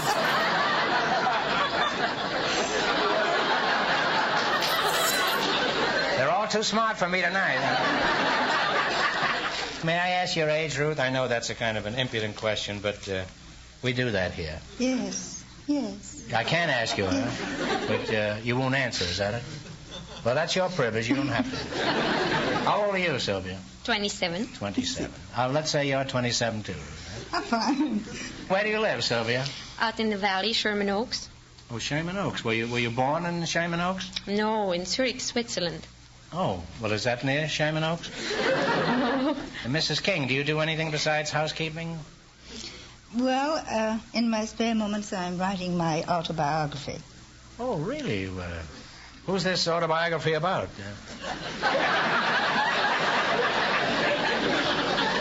Isn't it unusual for a housewife to write a book like that? Well, I haven't always been a housewife. When I was much younger, I did some flying. You did some frying? Flying. Oh, flying. I don't hear very well. You'll have to... The glasses... Bifocals. You don't hear well with bifocals. You say you did some flying?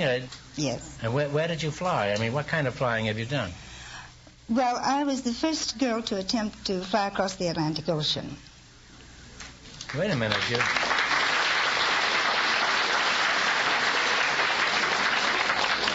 Well, that was Ruth Elder that flew across the ocean. That's you? Yes.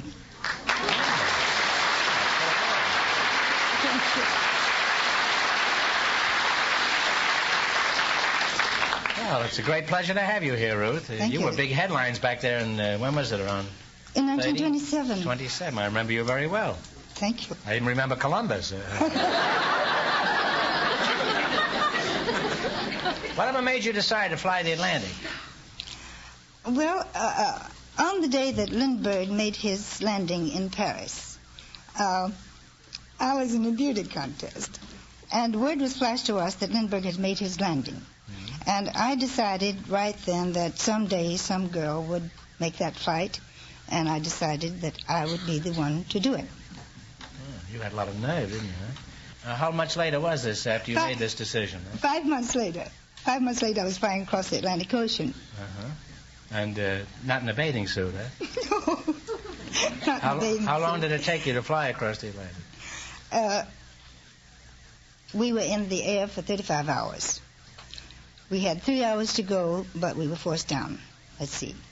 Well, how long had you been flying when you decided to try the Atlantic? Oh, I'd never been up in an airplane. You'd never been up before, No. Huh? How long were you in the water before you were rescued? Just about an hour. Mm-hmm. Is that how you got water underneath you? right. You've never flown, and you decide to fly across the ocean, huh? I suppose if you decide to learn piano, you'd hire Carnegie Hall for your first recital. After you started your trip, how did it go, Ruth? It went very well. The first night, as far as weather was concerned, the weather was... Were you scared? Oh, yes. Huh? You were. Yes. Well, you're honest about it, anyhow. Most people lie about those things, you know. Oh, I was scared. But the flying was very difficult because we had 10 cans of gasoline packed in the tail surface of the plane, which made the plane very tail heavy. Mm-hmm. And, of course, you know, we didn't have the planes of those days as we have today. No, of course not. So the first night was wonderful. The second day was all right, except the flying was still difficult. Holding the plane on an even keel was difficult. And then in the afternoon, we ran into a terrific storm. And we battled the storm all night long. And couldn't fly above it? We couldn't get above it, we couldn't get under it, and we couldn't get around it. And it was sleeting and lightning and rain. The rain was a perfect wall of water on the windshield. Wall! You said wall!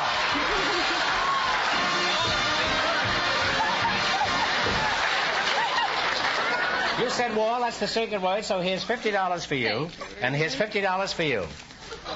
Now you can get your knee fixed, Ruth. You get yourself a pump for $50 and pump that knee, eh? Well, you were getting close to the other side, eh? There was this perfect wall of water. It's pretty cute at that. Well, during the storm and the plane being thrown around the way it was, our oil line broke. And we began to lose altitude, and we knew that we were going down at sea. And, of course, every white cap in the distance to me was a boat, because I was looking so hard for one. And finally, we did sight. When we were about 600 feet off the water, we sighted this little oil tanker. You certainly were lucky. We were very lucky. It was the only ship within 300 miles radius, and it had left its port 3 days late, and was also off its course because of the same storm we had been fighting. And then you proceeded to France? Well, eventually, yes. It took us a long time to get there because the little tanker was on its way to Texas, and we didn't want to go to Texas, but they did take us to the Azores. They were carrying oil to Texas? Things have slightly changed in the last 25 years. Sylvia, do you remember Ruth Elder's famous flight? No, I was just a baby at the time.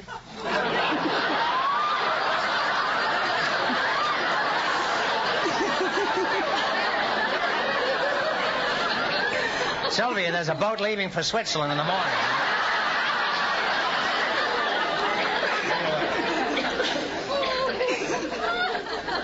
Well, it's been a pleasure to have you both here. All right, now you're going to play You Bet Your Life. But first, I want to remind you to see the new DeSoto Fire Dome 8. It's a great car. Are you ready? Now, you decide on one answer between you. I can't tell you much you have to win. George is going to remind our listeners. George is hiding outside in the doghouse. The married couple won $320, and the secret word is wall. Let's see how high I can bid you $20. You selected events and personalities of the Roaring Twenties. You ought to be good at this, Ruth. Here's your first question. How much will you bet? Let's bet $19.99. All right, fine with me. Why, Ruth, you're flying the ocean again. All right. One of the greatest of all amateur golfers was the quiet perfectionist from Atlanta. What is his name? Bobby Jones. Bobby Jones is right. On your way, you have $39.99. Now, how much of the $39.99 are you going to bet? Let's bet $39.98, huh? All right. What do we got to lose? $39.98. All right. The canasta of the 20s was a game played with ivory dominoes imported from China. What is the name of this Chinese game? Talk it over. You know what it is. How does it look? Oh. How does it look? Mahjong. Mahjong is right. You now have $79.97. Mahjong. Isn't that, in French, isn't that Mr. Mahjong? I don't know. I don't know either. All right, you have $79.97. Now, how much are you going to bet on this? 96. 96. We got 79? 79.97. Oh, sure. We'll save a penny. Yeah. Makes it $79.96 you're betting, right? Yeah. Yes. Here's the way they do it on some quiz shows. One of the most popular writers of the 20s was the author of the book Main Street and Babbitt. What was his name? You've got 15 seconds to decide on this. He wrote Main Street in Babbitt. What was his name? Been hacked? One answer between you.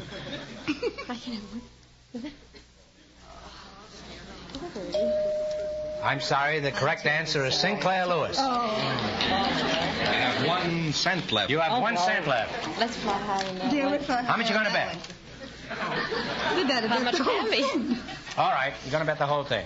The first woman to swim in the English Channel was the 19-year-old butcher's daughter from New York. What was her name? Trudy. Trudy Adderley. Gertrude Adderley is right. I'm sorry.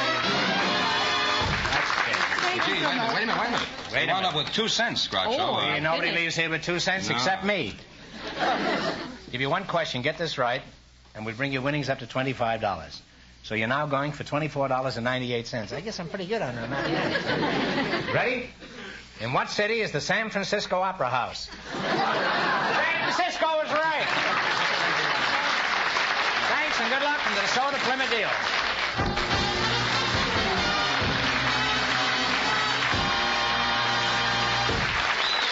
Groucho, we invited some girls from a testing bureau to the show tonight, and just before we went on the air, our studio audience selected Miss June Duran, and her partner is a baseball umpire, Mr. Jack Powell. And here they are. Folks, meet Groucho Marx. Welcome for the DeSoto Plymouth Dealers. Say the secret word and win $100. It's a common word, something you find around the house. A baseball umpire, eh? I'll get around to you in a minute. I'm saving you, old boy. Where are you from, June? From Los Angeles. Los Angeles, huh? How old are you, June? 31. 31. You don't look it. I thought you were about 23. Thank you. You're very well preserved. Are you married? Yes, I am. Let's forget the whole thing, huh? Mr. Powell, huh? Where are you from? Foul Ball, Texas? No, Peoria, Illinois. I knew he'd be from a town where there's a brewery. He's got a hops on his fast one, I'll bet. Huh? Are you married? Yes, sir. Typical umpire, another wrong decision. Hey, this is fun. I like this. Are you British? No. Well, I read someplace that the sun never sets on the British umpire, and I just checking, that's all. June Duran, is that right? That's right. Where is it you work, June? Well, I work at the California Test Bureau. Testing Bureau? That's right. Well, what do you test? Well, we test people. Are you testy yourself? Well, no, well, we test people for educational and vocational guidance, and we also test for aptitude testing. What is that? What's an aptitude test? Well, an aptitude I test... had a very good aptitude. I had about 3 steaks for dinner tonight. Well, an aptitude test is we'd give a type of a test we'd give you to see your strengths and your weaknesses and your potentialities, what type of work you should be doing, and your levels of interest. My levels of interest? You won't get very far with me, June. My interests don't happen to be on the level.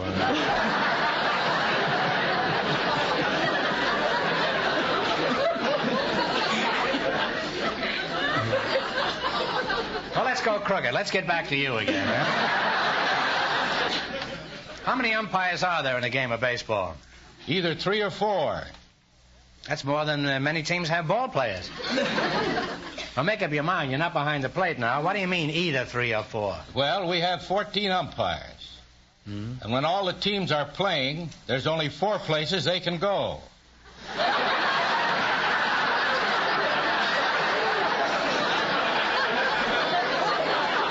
You're wrong. There's 5 places they can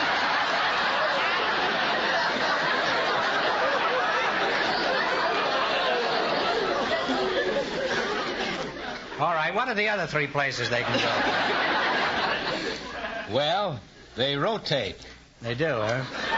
Well, they're dizzy enough to rotate. What do you mean they rotate? Well, the first day the umpire will work behind the plate. The next day he'll work at third base. The next day at second base. And the next day at first base. I see. Now, suppose a catcher is really angry at one of your crooked decisions. Crooked decisions? Yeah. What do you mean, crooked decisions? Well, one of the honest decisions. What can he do about it? Well, he can protest as long as he protests in the right respect and manner. Like what? By not using any profanity or anything like that. He's not allowed to use profanity? No, sir. He should be respectful at all times, is that it? That's right. You mean he should say, like, dear sir, isn't it possible? Your judgment may be a trifle faulty in this matter. You jerk, you. Suppose the player does protest in a gentlemanly manner. Do you accept the protest? Absolutely. What do you do about it? Nothing.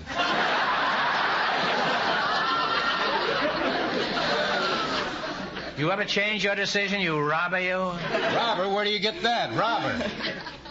Here's the way Groucho goes. He don't get very far when he goes that way either, does he? Well, he got Lorraine Day. That's one break he got. Have you ever admitted that you made a single mistake?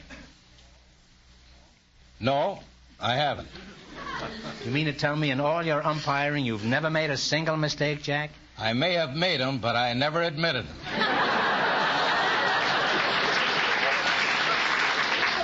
Just as I thought. Crooked as the day is long. And the days are pretty long these days. Why don't you admit them, Jack, like a man? Well, I'll tell you, Groucho. I never made a mistake from my heart when I was umpiring a ball game. What are the requirements for an umpire? An umpire must have honesty, integrity, good eyesight, and plenty of intestinal fortitude. Wouldn't it help if you knew a little about baseball?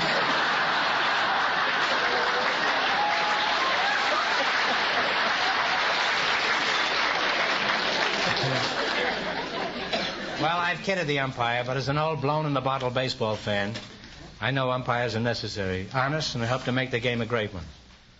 This is a lie, but I thought I'd better say it. Put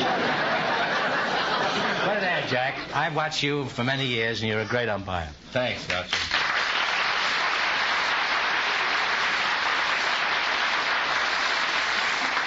Let's play You Bet Your Life. Run you $20 no more than the other couples. I can't tell you much after win, but George is going to remind our listeners. The married couple still lead with $320. You selected songs about sports as your category. Here's your first question. How much of the 20 are you going to try? Talk it over. You have one decision between you. Well, shall we get 1975? Sure, 1975. Give me the title of this song. Play, Jerry.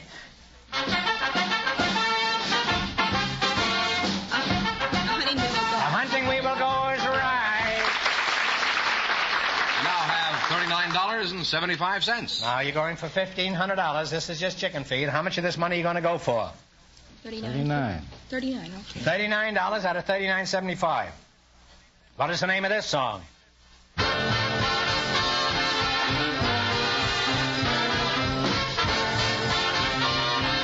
Hamtown Races is right. $78.75. Here's your third question. How much are you going to bet? 78. 78. Let's see if you can identify this song. Okay, Jerry.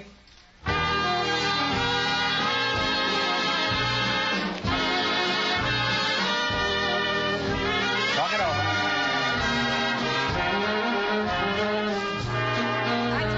But Skater's Waltz. Skater's Waltz is right. Now have $156.75. And here's your last chance to beat the other couples. How much are you going to go for? All of it. Shoot the works. All right, this is extra inning game. Play it, Jerry. Sailing. Pretty straight. You wind up with $313.50. And that means the married couple with $320. In just 1 minute, get the chance at the DeSoto Plymouth $1,500 question. Oh, I'm sorry, but you did pretty well with that, Jack. Pleasure to be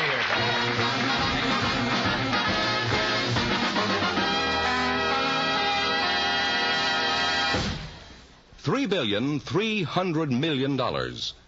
That's the staggering cost of 1 year's motor vehicle accidents. So reports the National Safety Council. And many of these accidents can be avoided. It depends on you. If your car isn't as safe as it can be, get a trustworthy safety checkup at the place that knows your car best, at your DeSoto Plymouth dealers. You'll find the expert mechanics at a DeSoto Plymouth dealers are experienced in all types of car repair. Not only that, they get frequent training in factory methods to keep them up on the latest and quickest methods of servicing your car. These master technicians have the finest, most up-to-date equipment to work with, enabling them to do a better job at a reasonable price. And incidentally, if your car should need parts, your DeSoto Plymouth dealer can supply you immediately with the right factory-approved parts. So don't take chances with your safety or your family's safety. Stop in for a thorough safety checkup where you see the familiar sign of better service, the friendly sign of a DeSoto Plymouth dealer.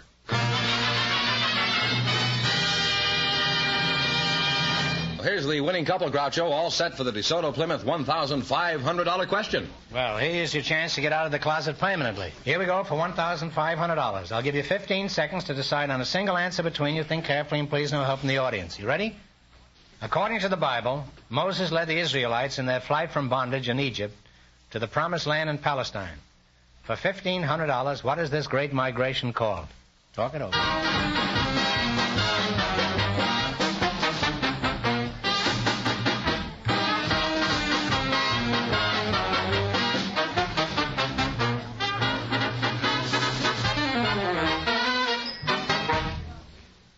What's the answer you two have decided upon?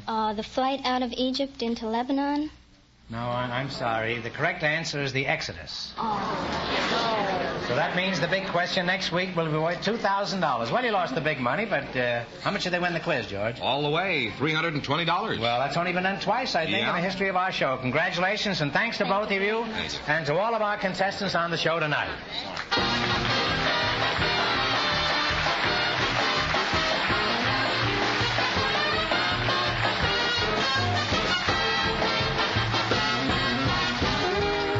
Be sure to tune in again next Wednesday night at the same time for the Groucho Marx Show, when the big question will be worth $2,000. And don't miss Groucho's television show, also presented by the DeSoto Plymouth Dealers of America. And remember, all dealers who sell DeSoto also sell Plymouth. Two great cars, both products of the Chrysler Corporation. And when you drive in, tell them Groucho sent you. Good night, folks, and remember, see DeSoto Fire Dome 8 tomorrow.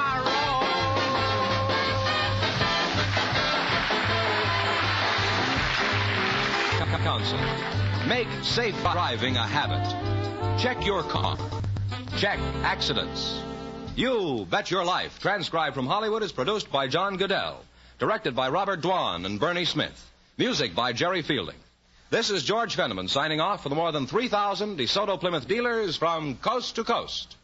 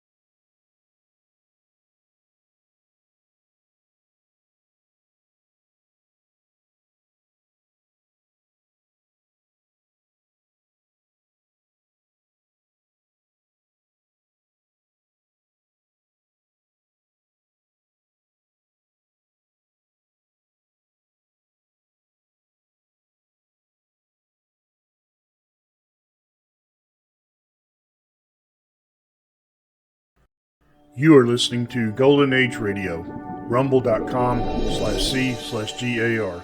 Brought to you by G3PL.com.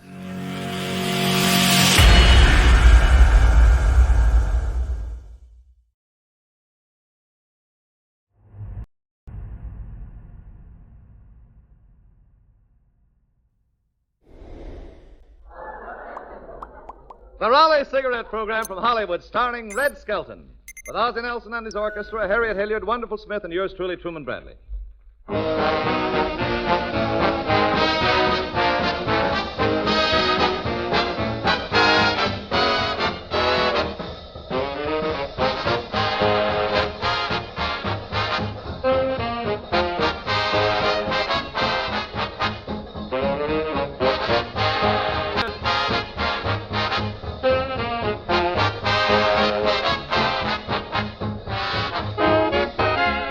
smokers, a simple but conclusive color test used by experts in judging tobacco quality proves beyond question the superiority of Raleigh cigarettes. Compare the open ends of a pack of Raleighs with any other brand. You'll see instantly the tobaccos in Raleighs are unmistakably more golden in color. These golden tobaccos, according to experts, are choicer, more expensive. And no less than 31 of these prime tobaccos are blended into Raleigh cigarettes, each contributing its own distinctive seasoning touch for unrivaled richness, smoothness, mildness. Raleighs give you valuable coupons, too, redeemable for luxury premiums, cash, or the equivalent in war stamps. Yes, it pays in many ways to smoke Raleighs. Raleigh cigarettes.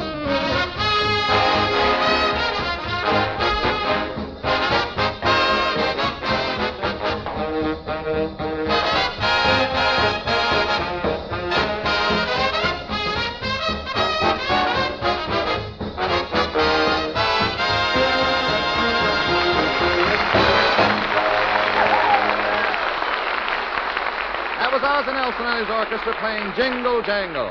And now we bring you Metro-Goldwyn-Mayer's brilliant young comedian, the star of our show, Red Skelton.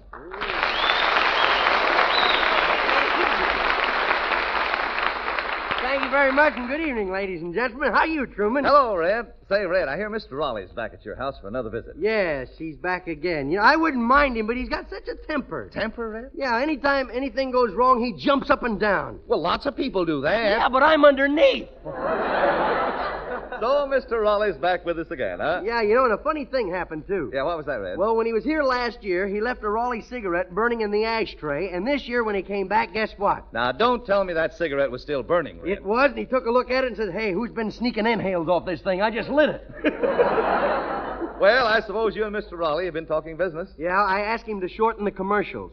You did? Yeah. What'd he say? I don't know. The doctor says he can't have any visitors yet. I suppose you've been taking him around and showing him the sights in Hollywood. Yeah, I showed him a few sights, but he said he'd like to meet some of the younger girls. All kidding aside, I'm glad he came because he's just in time to help me with my salvage work. You know, when you look around, there sure is a lot of junk and useless things laying around. Did somebody call me? Hello, Ozzy. Say, what have you been doing on the salvage drive? Oh, I've been collecting old keys. Yeah, you know, you'd be surprised how many old keys are really laying around. Yeah, I know it. I looked for keys myself, and I found one for the front door and 149 for my wine cellar. I organized all the kids, and we collected about 500 pots and pans from the neighborhood. Yeah, you know, I did the same thing, Harriet. As I was coming out of the house with a load of old pans and jokes that don't get laughed, as I came out of the house with an old pan, a gopher ran right between my legs. What happened? Well, I reached over and I whacked him with an old saucepan. Skillet? No, but I made him yell.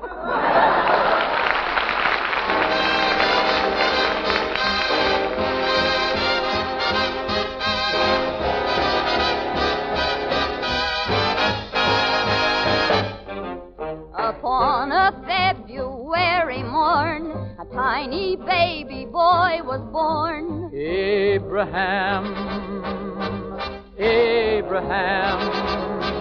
When he grew up, this tiny babe, the folks all called him Honest Abe. Abraham. In 1860, he became our 16th president.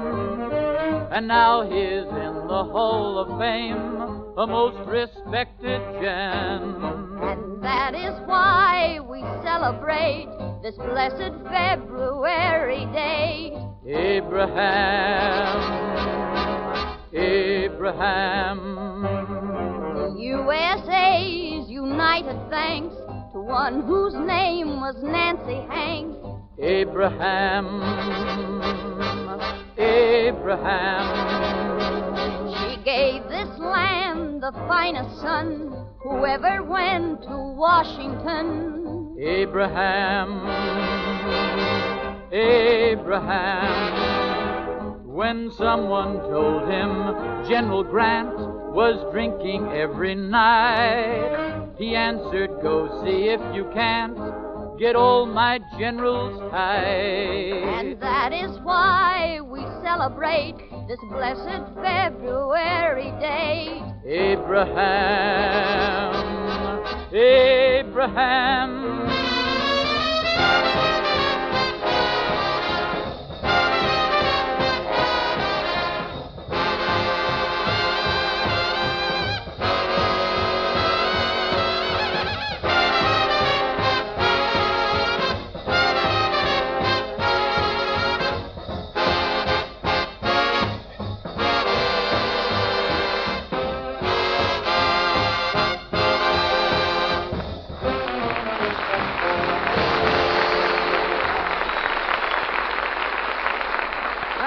Ozzie and Harriet and the boys, and their song was Rojo Day.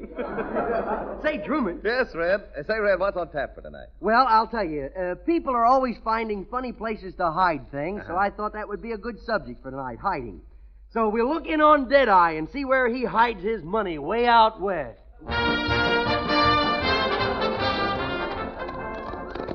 Whoa! Whoa! Oh, come on, horse. Whoa! Oh, doggone it. I wonder what time it is, Mr. Deadeye. 2 o'clock. And here we is at the bank, before banking hours. Yeah, I'm going to make a withdrawal. Give me my key, will you? Here it is, boss. Loaded. Yeah. Say, boss, don't your conscience hurt you when you rob these banks all the time? No, I steal from the rich and give to the poor. Right now, I'm practically broke. Well, my conscience is troubling me. It is? Yeah, a little voice keeps saying, my cut ain't enough, my cut ain't enough. Yeah? Well, come on, let's crack open this safe. Now, you got that nitroglycerin? Yeah, here it is. Okay, I'll light the fuse. Anybody want to go get a drink of water while we're waiting? Look out, there she goes. Look, gold, gold, gold. Boy, I sound like Morgenthau, don't I? Yeah, boss, let's get out of here. Yeah, come on. Where's my horse? Well, there he is, hiding up in that tree. Get out from there, will you? Always stealing apples. Come on, now we'll ride away. Giddy up. Come on, horse. Giddy up now. That horse sure is stubborn. Why don't you sell him? Look, 10,000 wouldn't buy this horse. Yeah, and I'm one of the 10,000. You know, I think we better find a place to hide this money till the whole thing blows over. I've got an idea. Yeah? You give me the money, and I'll tell you right off the bat, that plan ain't gonna work. I know just where we'll hide it. And we'll hide it here by the river. Boy, it sure is dark and lonesome here. Can't see my hands in front of my face. How come? I ain't holding it there.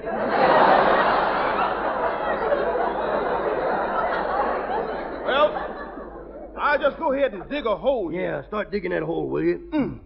Man, this ground sure is hard. Oh, come on. Hurry up. Take bigger bites. Hey, how much we got buried so far? $25,000. That's enough. Throw the rest of it away. I don't want to get in bad with the government. Okay, it's buried now. Now, I'm going to trust you not to come back here without me. Yeah, he ought to know better than that. Okay, goodbye. Okay, goodbye. I'll pretend I'm leaving and sneak back.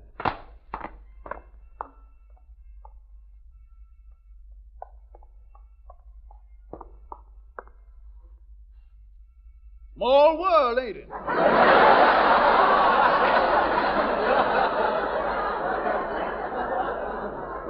Better look out. Here comes Buckshot Annie. Hiya, did I? Hiya, wonderful. Say, did you hear about the big bank robbery? No, we don't listen to rumors, you know. Say, Buckshot, I want to speak to you in private. Will you hide this valise of money for me and Wonderful? Where'd you get all this cash? Well, I dropped a nickel in my garden last week, and you know how that California soil is. Okay, Deadeye, I'll put it in a safe place. I'll be right back. Okay, I'll be in the bar.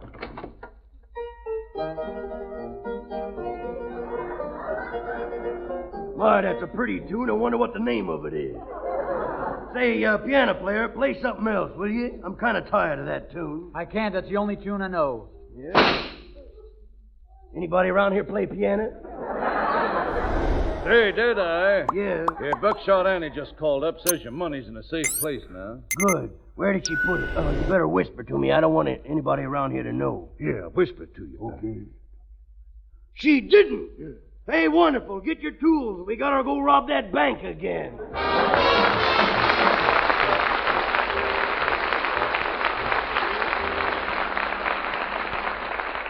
Then we have Clem, the fellow from the country.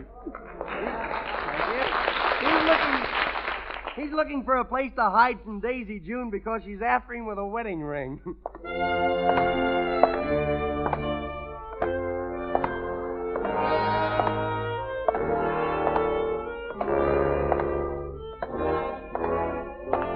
Well, here I am.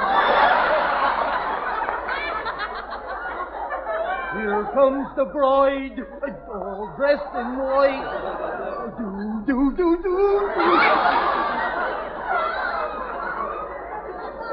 Boy, what a spot I'm in. I have to decide between getting married or finishing kindergarten. See, it looks like I'll never find out what comes after ABC. Oh, well, I'll just hide someplace she won't find me, that's all. Hi, Clem. Well, howdy, Mr. Dumbill. I notice you ain't wearing your shoes no more. No, they wear out my socks too fast. Socks? What's them? That's them things you wear on your feet with holes in both ends. Gosh almighty. Well, I always thought you was a dude. Where are you bound for? To where Daisy June ain't, and, brother, it's a mighty hard place to find, too. Clem, why don't you marry the gal? Not me, brother. Not me. Marriage is a wonderful thing, Clem. It is? Maybe in a year or so you'll hear the pitter-patter of tiny feet around the house. Yeah. How would you like that? Oh, fine. I love puppies. I thought you give Daisy June an engagement ring, Yeah, Clem. I did, and boy, what trouble I had. I had to buy 47 boxes of Cracker Jack before I found one that would fit. I never got so sick of eating Cracker Jack in all my life. Well, I gotta be getting back to the stables. Come on down and see me sometime, will you, Clem? Sure, I will, someday when the wind is right. Well, so long. Now where to hide? That's the place. I think I'll go up in the mountains and hunt bear. Or in my sunsuit.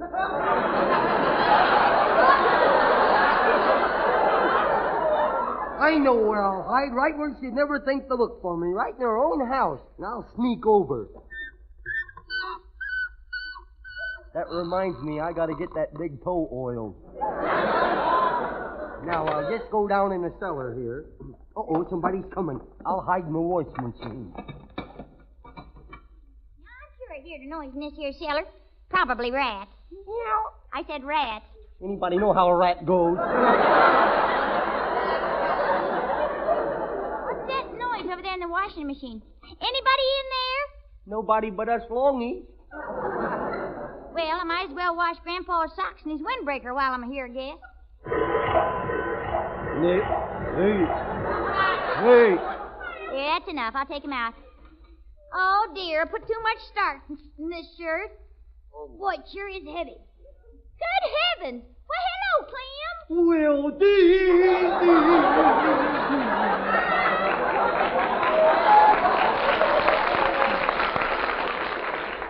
Clem, you look pale. Pale nothing, I'm clean.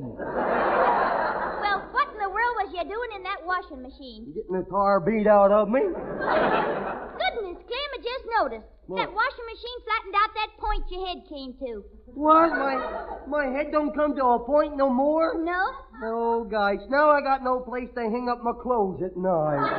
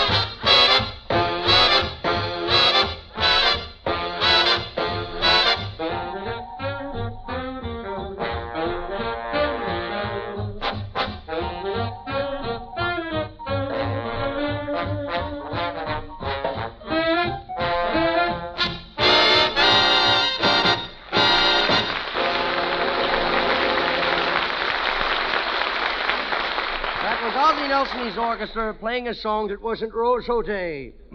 Getting back to people hiding things, we have a fellow who sells insurance without a license. You know, the kind of a guy who'll guarantee to tell you where Wendell Wilkie will be tomorrow. Boy, that was a close call. Hey, what's the big idea bringing in my house like this? Who are you? I ain't a commando, brother. All right, what do you want? Nothing. See, I was just trying to sell my insurance when the cops came along and they raided me. Well, I can't hide you. Besides, aren't you ashamed of yourself selling insurance without a license? Yeah. Hey, you want to buy some insurance, mister?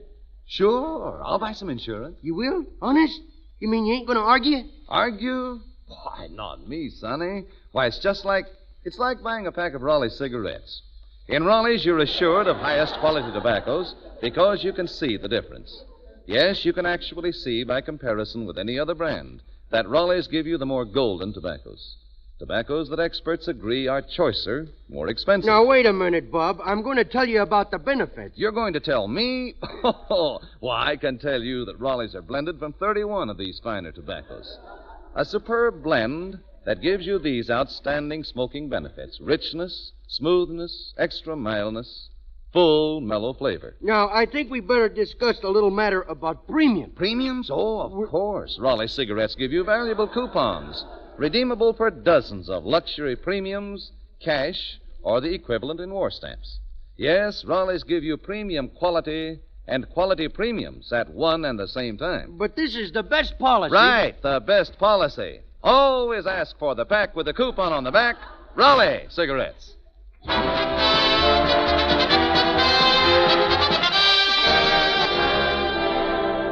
And then we have a lady and her little boy. He's always finding things that she hides from him and hides them from her. So, Harriet, you be my mother, and I'll be the mean little kid. Junior, where are you? Here I is. I'm hiding me butter bread. Hiding your butter bread? Why? Well, I ain't hungry now, so I thought I would bury it and then dig it up later like a dog. You are a naughty boy, digging around like a little pig. Now go into the house and wash yourself. Okay, will you take me handcuffs off so I can wash me widow elbows, too? Well, yes, hold still. Okay. There. Oh, boy, don't that feel good. Boy, oh, boy. I will wash me widow hand. I will wash me widow ears and wipe the dirt off on the towel. Junior, stop that awful singing. Did you wash your ears? Yes, I washed my ears. And what's all this stuff behind your ears? That's where I washed it to. Hey, Mummy, how long is Gramp going to stay with us? Why, I thought you liked Grandpa because he gives you a nickel for candy every day. Yeah, but he always eats my candy. But he won't no more, though. Why? I hid his teeth. Junior! Oh, you didn't. Yes, Where did you hide them? In that big pile of junk out on the street. Oh, why, that stuff is for the salvage drive. It is? Well, you ever see a P-38 nip at a Jap plane, that's Gramp.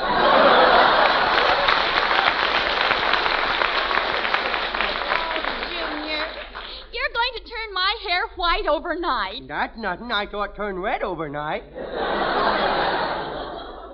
Hey, Mummy, where's me widow drum? I hid it. Now, you gave it away. You said you were going to give it away. You gave it away. I did not. It's on the shelf in the pantry. You gave it. I knew I would find out where it was. Now, Junior, look, you settle down. Okay. I have to go to the shipyard. I've been selected to christen a new boat today. Oh, boy, quitting the boat. I remember when you christened me. Yes. And I didn't know what to call you. Yeah. I bet you know what to call me now, though. Hey, I want to go to the shipyard with you. No, Junior. Now, you let me go with you or I will tell. You'll tell what? I will tell everybody you got that bump on your head when you fell out of a patrol wagon. Junior! I have never been in a patrol wagon. Oh, no. Jeez, it's a cop. Hurry, Junior. We won't get a seat. Go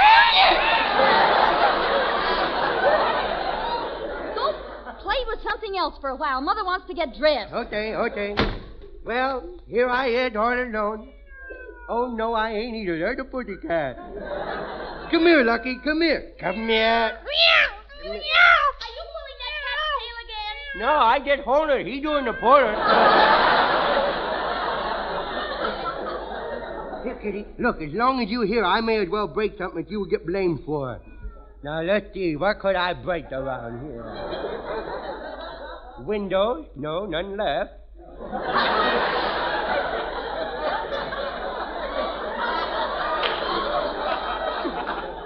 Oh, there's Mummy's new bottle of her perfume. Oh, boy, and how she loved that perfume. If I do, I get a sniffing. I do it. Junior, what did you break now? Meow, meow. Oh, that darn cat again. It always works. It always works. Boy, don't it stink good around here now. Mel, come on, Mummy. I'd already. Come on, we'll get into the car. Okay. Hey, Mummy, can I steer? No. No, right then. I will bang me widow head till I get silly. Junior, don't bang your head against the car. You'll knock all the paint off. Now, you just get in here, young man. Come on. Okay. Don't hit me. Come on. Boy, oh, boy, I hope you got your driver's license with you.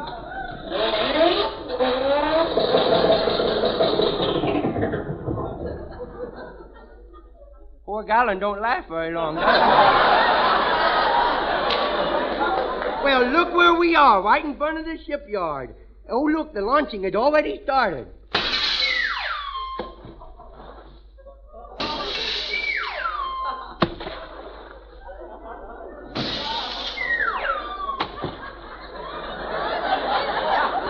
Boy, that Kaiser's sure keeping his word, isn't he?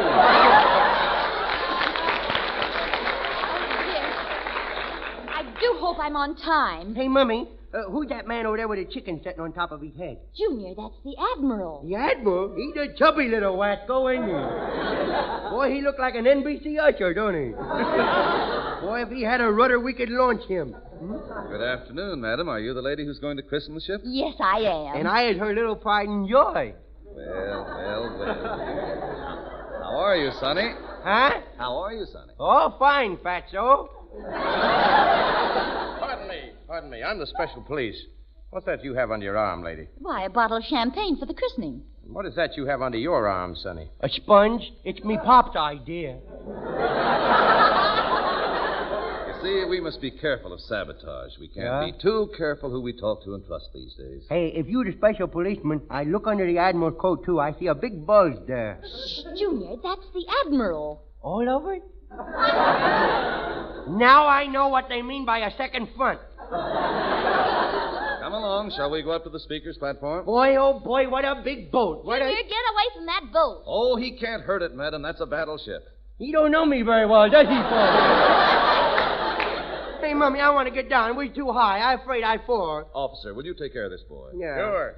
Yes, sir. Now, Junior, you be a good boy. Okay. Come on, son. Okay. I'll show you under the boat. Would you really? Hey, don't walk so fast. Me little legs don't stretch very far, you know. Is that you, Joseph? It's all set to... Wait, who's this with you? Sorry, No-Nose. I had to bring him or the Admiral might suspect something. Yeah. Did you get the time bomb? Hey, what you two doing? Out of the way. Set the clock for 12 noon. And when the lady hits the ship with the champagne, the bomb will blow this tub to smithereens. Heil Hitler. I bet they is up to no good. Because they act like I do all the time. I wonder what they're hiding under the boat there. Look like a clock. I would duck behind this barrel and then get it. That's what I would do. I'd find out what's there. It's all set. Say, where'd the kid go? Who cares? Let's get back before we are suspected. There it's going. Now it's me time. I will go over and get the thing. Look at that funny-looking clock. I will get it. Boy, it's heavy. I almost drop it. Oh, isn't that pretty? Now I got a little clock for me room. I'll go show Mummy. Hey, Mummy, look what I got. A clock. I found Don't bother Mummy, dear. Go put the clock in the car and hurry back. Okay. It's almost 12 o'clock, and I want you to see another Liberty ship launch. Okay, Mummy, okay. I will throw it in the back seat. No, it might break it. I'll just let it. Okay, now I will get back to... Okay, let her go. I is here. Oh, hello there, son. I've been looking for you. Yeah, I bet you have. Hey, I'm sure glad I found that little clock you hid under the boat, boy. I've wanted one for my room for a long time. What clock? Well, this man here... Stand back! I'll shoot the first man who tries to stop us. Quickly, let's get into this car. Here, get out of our car. Hey, Mummy, they're stealing your automobile. Hey, come back. Me widow clock's in there. Oh, there goes the 12 o'clock whistle.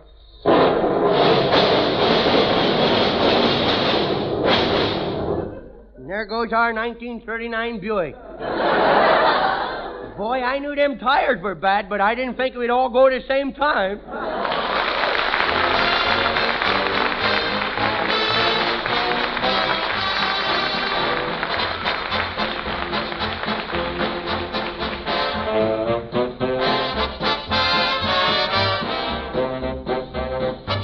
Hey, fellas, you men who smoke pipes, here's a guy with a cool tip for you. Pipe smokers, you'll get more pleasure out of your pipe if you put Sir Walter Raleigh into it.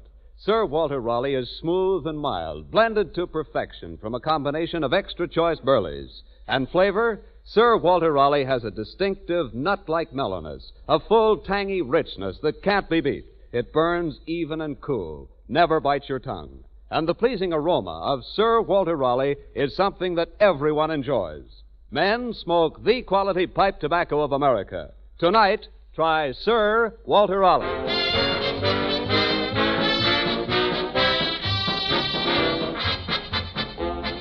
Remember, we'll all be back again next Tuesday at the same time. Red Skelton, Oz and Elsie and his orchestra, Harriet Hilliard, Wonderful Smith, and yours truly, Truman Bradley. Meanwhile, listen to the Tommy Dorsey Show tomorrow night over these same stations. Until next Tuesday, then. This is Red Skelton saying goodbye now, and thanks for listening. Good night.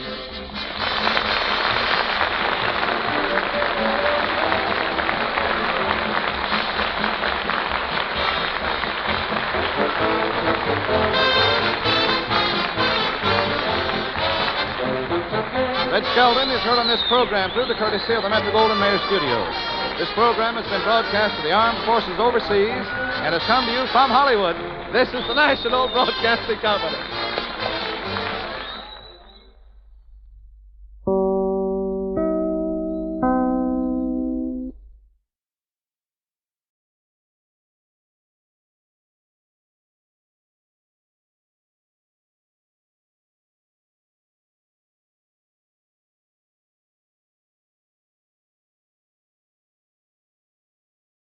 You have been listening to Golden Age Radio, rumble.com/C/GAR, brought to you by G3PL.com. Don't forget to subscribe for more videos.